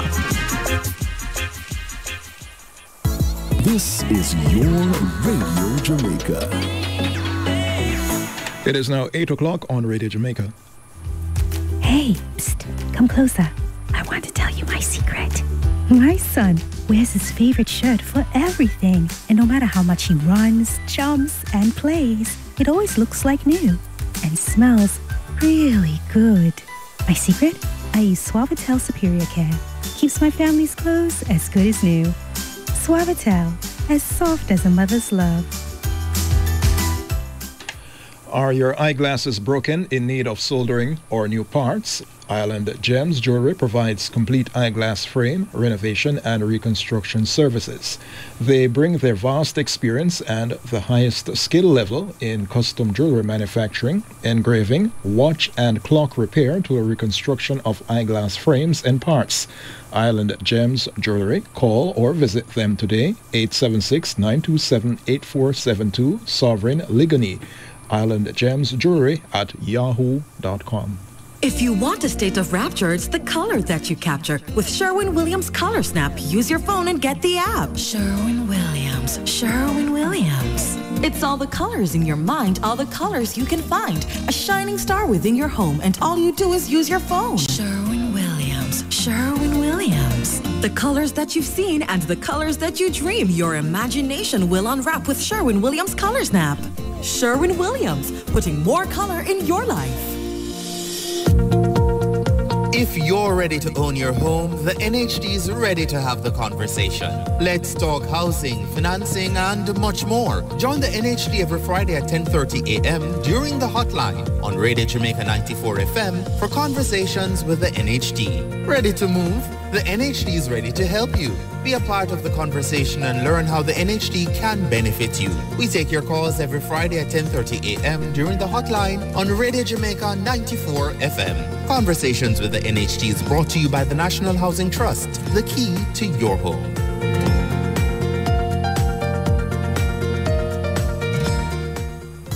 This is your Radio Jamaica. As I raise my right hand and I take this oath to serve and protect, yeah, in peace, in war, the police reassure to serve and protect, yeah. Police are everybody's light and shining armor. Come to your rescue at the sound of your alarms. Blue and white flashing lights, siren, patrol the streets while everyone's asleep. So if you serve and be proud to be a member, show off your badge, show off your regulation number. Your oath of office is a promise to the people. So why should I be scared when the police approach my vehicle? As I raise my right hand and I take this oath to serve and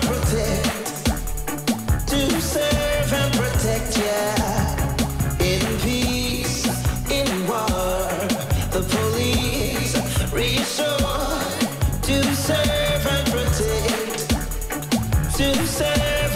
Radio Jamaica now brings you JCF Now, a program by the Jamaica Constabulary Force to keep you informed about the work of the JCF. It is now over to your host,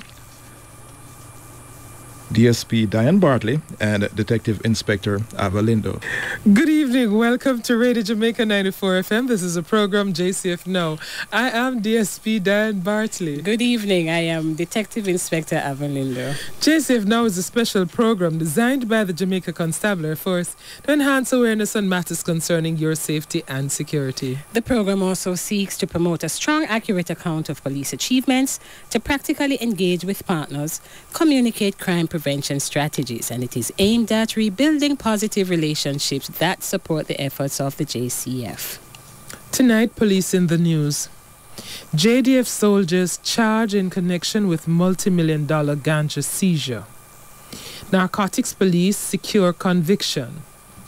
Alleged contract killer fatally shot by the police. Robber fatally shot by the police.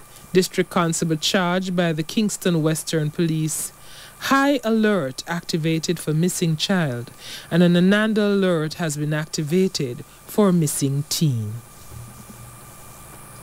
Investigators from the Jamaica Constabulary Force Narcotics Division have charged the 2 Jamaica Defence Force soldiers who were arrested in connection with a large seizure of ganja in Gutter, St. Elizabeth on Tuesday, October 13. The men who have been charged with illegal possession of firearm and ammunition, shooting with intent, possession and dealing in ganja, taking steps preparatory to export ganja, have been identified as 39-year-old Rowan Mendez of a Kingston 10 address and a 38-year-old Robert Smith of Balaclava District, St. Elizabeth. Reports are that about 9:30 p.m., a team comprising of members of the Narcotics and Westmoreland divisions, assisted by members of the JDF, acted on intelligence, attempted to intercept a minivan in the area. However, the occupants of the vehicle fired upon the team and discarded several packages as they attempted to flee. The vehicle was eventually intercepted, and 2 men, who were later confirmed to be JDF members, were arrested, and their licensed firearms, the ganja, and the vehicle the men were traveling in were seized. The ganja weighed more than 1,500 pounds and have a street value of over 6 million Jamaican dollars. The vehicle is the property of the JDF. Following investigations and formal interviews, they were charged on Tuesday, October 27, 2020, and are scheduled to appear in the St. Elizabeth Parish Court on Friday, October 30. A guilty verdict has been handed down in the trial of two men who were arrested 5 years ago in Manchester in connection with the seizure of over 2,000 rounds of ammunition. They are Kareem Myers, a taxi operator of St. Elizabeth, and Beris Ratchery, a farmer of Cedar Spring District in the parish. The men were arrested by the Narcotics Police on Monday, March 2, 2015, during anti-narcotics operations along the Grove Place main road in the parish.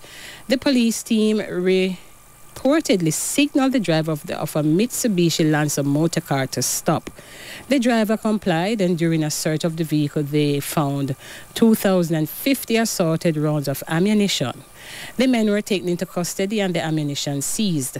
They were interviewed and subsequently charged with the offence of illegal possession of firearm and ammunition. The matter was placed before the Manchester Circuit Court, where the men were found guilty on Monday, October 26, 2020. They are to be sentenced on Friday, October 30.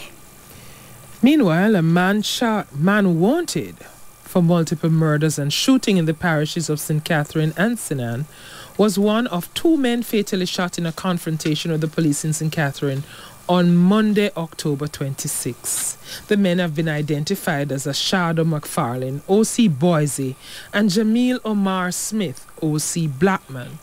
Reports are that a team from the Counter-Terrorism and Organized Crime Investigations Branch, CTOC, were conducting an intelligence-driven operation in the Duncan's Pen area of St. Catherine in connection with the investigation of the kidnapping and suspected murder of 29-year-old restaurant supervisor Kenroy McPherson. Utilizing intelligence and a combination of technologies, the team of investigators moved to intercept the white Toyota Fielder in which the men were traveling. Upon seeing the police, the men fired at the police and a shootout ensued. When the shooting subsided, both McFarlane and Smith were found suffering from gunshot wounds. A Remington 12-gauge shotgun was seized. They were both taken to a nearby hospital where they were pronounced dead. One of the men escaped. Investigators have identified Ashada McFarlane as the contract killer operating in the parishes of St. Catherine and St. Anne. In the year 2020 alone, he has been wanted and sought after by the police in connection with 8 murders in Linstead, Bogwalk, and Riversdale communities in St. Catherine. Additionally, he's wanted in connection with one case of murder in Ocheria, Sinan, and is a person of interest in 2 others. He's also wanted by the Sinan police in connection with 4 cases of wounding with intent, an incident of shooting with intent in which he fired at 3 police officers, and several robberies in Ocherios. McFarlane is also known and wanted for the murder of Millicent Fisher, committed in the vicinity of NCB King Street, Linstead, St. Catherine on the 14th of August 2020. The murder of David Drummond, committed at Palm District, Treadlight, Linstead, St. Catherine on July 16, 2020.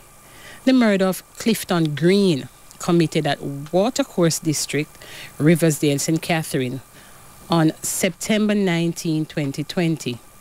The disappearance of Kenroy McPherson, who is now believed to be dead.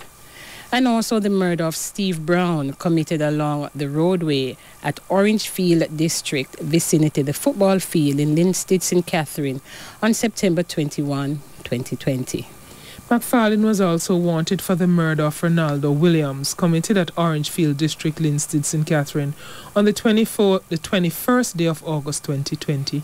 The murder of Yashawn Isaacs, committed at Swamp Lane, Big Walk, that should be Bog Walk, St. Catherine, on the 2nd of August 2020. Murder of Rasheen Chambers, committed at Venetia Lane, vicinity of Block Factory in Bog Walk, St. Catherine, on the 12th of September 2020. And the murder of Dalvin Alexander O.C. Starkey, at Apple Avenue, Mansfield, Ocherius, Sinan on June 17, 2020. McFarlane was a person of interest in relation to the murder of Rashawn Mahedo, committed on January 8, 2020 at 8:45 p.m. at the Mansfield Heights, Ocherius, Sinan, and the murder of Jamal Barker, committed March 1, 2020 about 7:10 p.m. at Fern Grove, Ocherius, Sinan. An unidentified man was fatally shot during a confrontation with an off-duty police officer at Rampton Close, St. Andrew on Tuesday, October 27. Reports from the Constant Spring Police are that about midday, the complainant returned home when she was pounced upon by two armed men who robbed her of an handbag containing about 700,000 Jamaican dollars. An off-duty policeman who was passing by saw what was happening and intervened. One of the robbers reportedly pointed a firearm in the direction of the police, who drew his licensed firearm and opened fire, hitting one of them. The firearm and the bag containing money fell. However, his crony managed to retrieve the firearm and escaped. The police were summoned and the injured man taken to the hospital where he was pronounced dead. The bag containing the cash was recovered. The Kingston Western Police have laid charges against a district constable who allegedly tried to bring contraband into an adult correctional facility in Kingston on Sunday, October 25. He has been identified as 32-year-old Shane Newby of Yorton, St. Catherine. Reports are that about 9:50 a.m., Newby was on duty at the facility. A correctional officer reportedly became suspicious when he saw him walking in a strange manner and requested that Newby submit to a search. Newby complied, and the correctional officer allegedly found 5 parcels containing ganja in one of his shoes. The matter was reported to the police on Monday, October 26, and Newby was subsequently arrested and charged for introducing contraband in a penal institution and illegal possession of ganja. He's scheduled to appear in the Kingston and St. Andrew Parish Court on Tuesday, November 10, 2020. The police are renewing their appeal for the public's assistance in finding 47-year-old Renford Donaldson, otherwise called Sprain, or Chop Chop, of a Trelawney address, who has been missing since Friday, October 9. He's of dark complexion, slim build, and about 175 centimeters or 5 feet 9 inches tall. Reports from the Denham Town Police are that Donaldson was last seen in Richmond, St. Mary on Tuesday, October 13. He was wearing a green shirt, blue striped pajama pants, and has not been heard from since. Donaldson was recently involved in a motor vehicle accident during which he suffered brain injury. He was admitted to hospital when he went missing from the ward. Anyone knowing the whereabouts of Renford Donaldson is being asked to contact the Denham Town Police at 876-948-6624. That's 876-948-6624. Police 119 emergency number or the nearest police station. And finally, an Ananda alert has been activated for 13-year-old Kiana Kelly of Eltham in Ocherius, Sinan, who has been missing since Thursday, October 22. She's of dark complexion, medium build, and is about 152 centimeters or 5 feet tall. Reports are that about Kiana was last seen in the Ocherius town centre. All subsequent attempts to locate her have failed. When last seen, she was dressed in a white jumper suit. Anyone knowing the whereabouts of Kiana Kelly is being asked to contact the Ocherius Police at 1-876-974-2533. That's the Ocherius Police at 1-876-974-2533. Police 119 emergency number or the nearest police station. For more stories like these, follow us on our social media pages: Facebook at Jamaica Constabulary Force, on Twitter at Jamaica Constabulary, and Instagram at Jamaica Constabulary.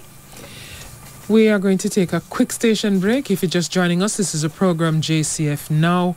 I am DSP Diane Bartley. I'm Detective Inspector Avalindo. Stay tuned. We'll be right back to JCF Now. And I take this oath to serve and protect. To serve and protect, yeah. High school graduates, now that you know your 2019-2020 CSEC-CXC results, the Ministry of Education, Youth and Information sponsored 6th Form Integration Program is available at the Mico University College for you to continue into grades 12 and 13. Register to do your CXC CAPE Associate Degrees, NVQJ Level 2 Certification, City and Guilds Basic Proficiency Skills, or NVQJ Level 1 Certification. Call 968-4336 or email scs@themico.edu.jm for more information. And we mean everything, not just houseware and appliances.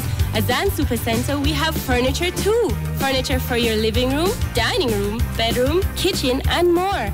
Low on cash? At a Zan Supercenter, we have layaway plans. Don't delay. Come in today. Zan Supercenter, we're gonna make you smile. Zan Supercenter, it's a lifestyle. It's a lifestyle. If you can hear this, you are connected.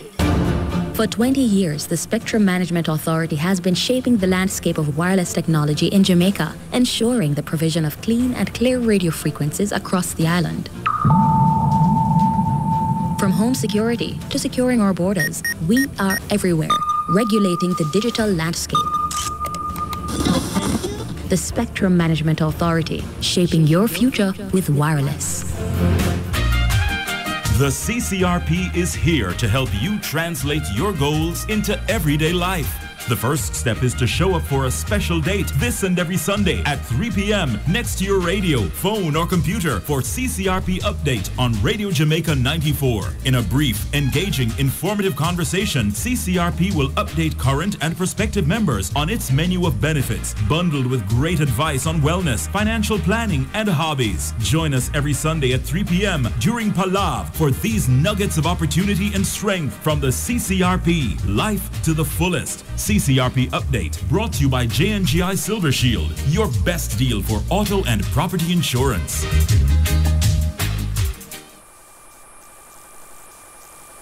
She's the bedrock of her family, glue to her community, problem solver in crises. She continues to work wonders with limited resources and fair opportunities. She's a resourceful rural woman. A daughter of Bellevue in the breadbasket parish of St. Bess, this mature single mother of 4 has turned her #1 passion, farming, into her full-time career, rising daily with the sun, putting in the work for 11 solid years. Palav on Radio Jamaica 94 FM raises the curtain on Community Development Month by hosting and toasting prolific farmer Lyneth Claire Whiteley, an active member of the Jamaica Network of Rural Women Producers. She's resilient, resourceful, and strong Jamaica woman. Catch you at 1 p.m. EST on Sunday. Cheers. This is your Radio Jamaica. As I raise my right hand and I take this oath to serve and protect, yeah, in peace, in war, the police reassure to serve and protect. Welcome back to Radio Jamaica 94 FM. This is the program JCF Now.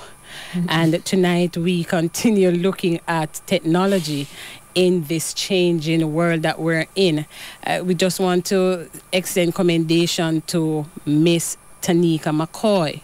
She's a teacher, and she's that person, along with her husband, who have painted some chalkboards in the communities, on the community walls. Chalk walls, a chalkboard, we call them Diane, same way, in the communities. And she used these to write the lessons on so the children would go by. I was most pleased when I saw her. I said, here is a teacher at heart. You know, them say teacher don't grow old though. No. Them say teacher come like pussy, go a bush, go turn creature.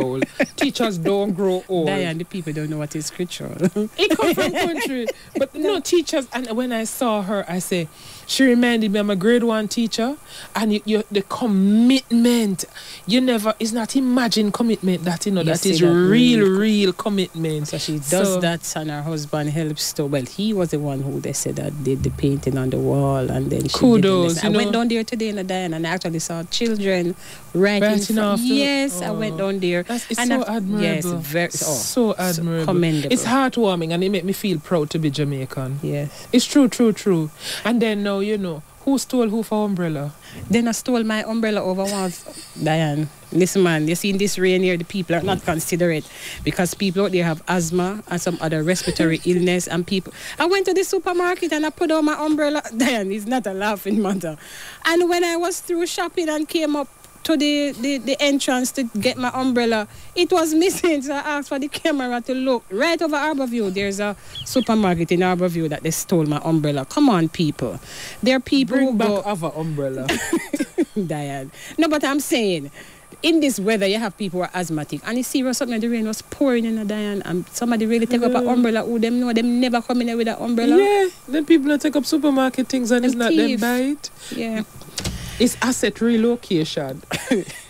You stay there.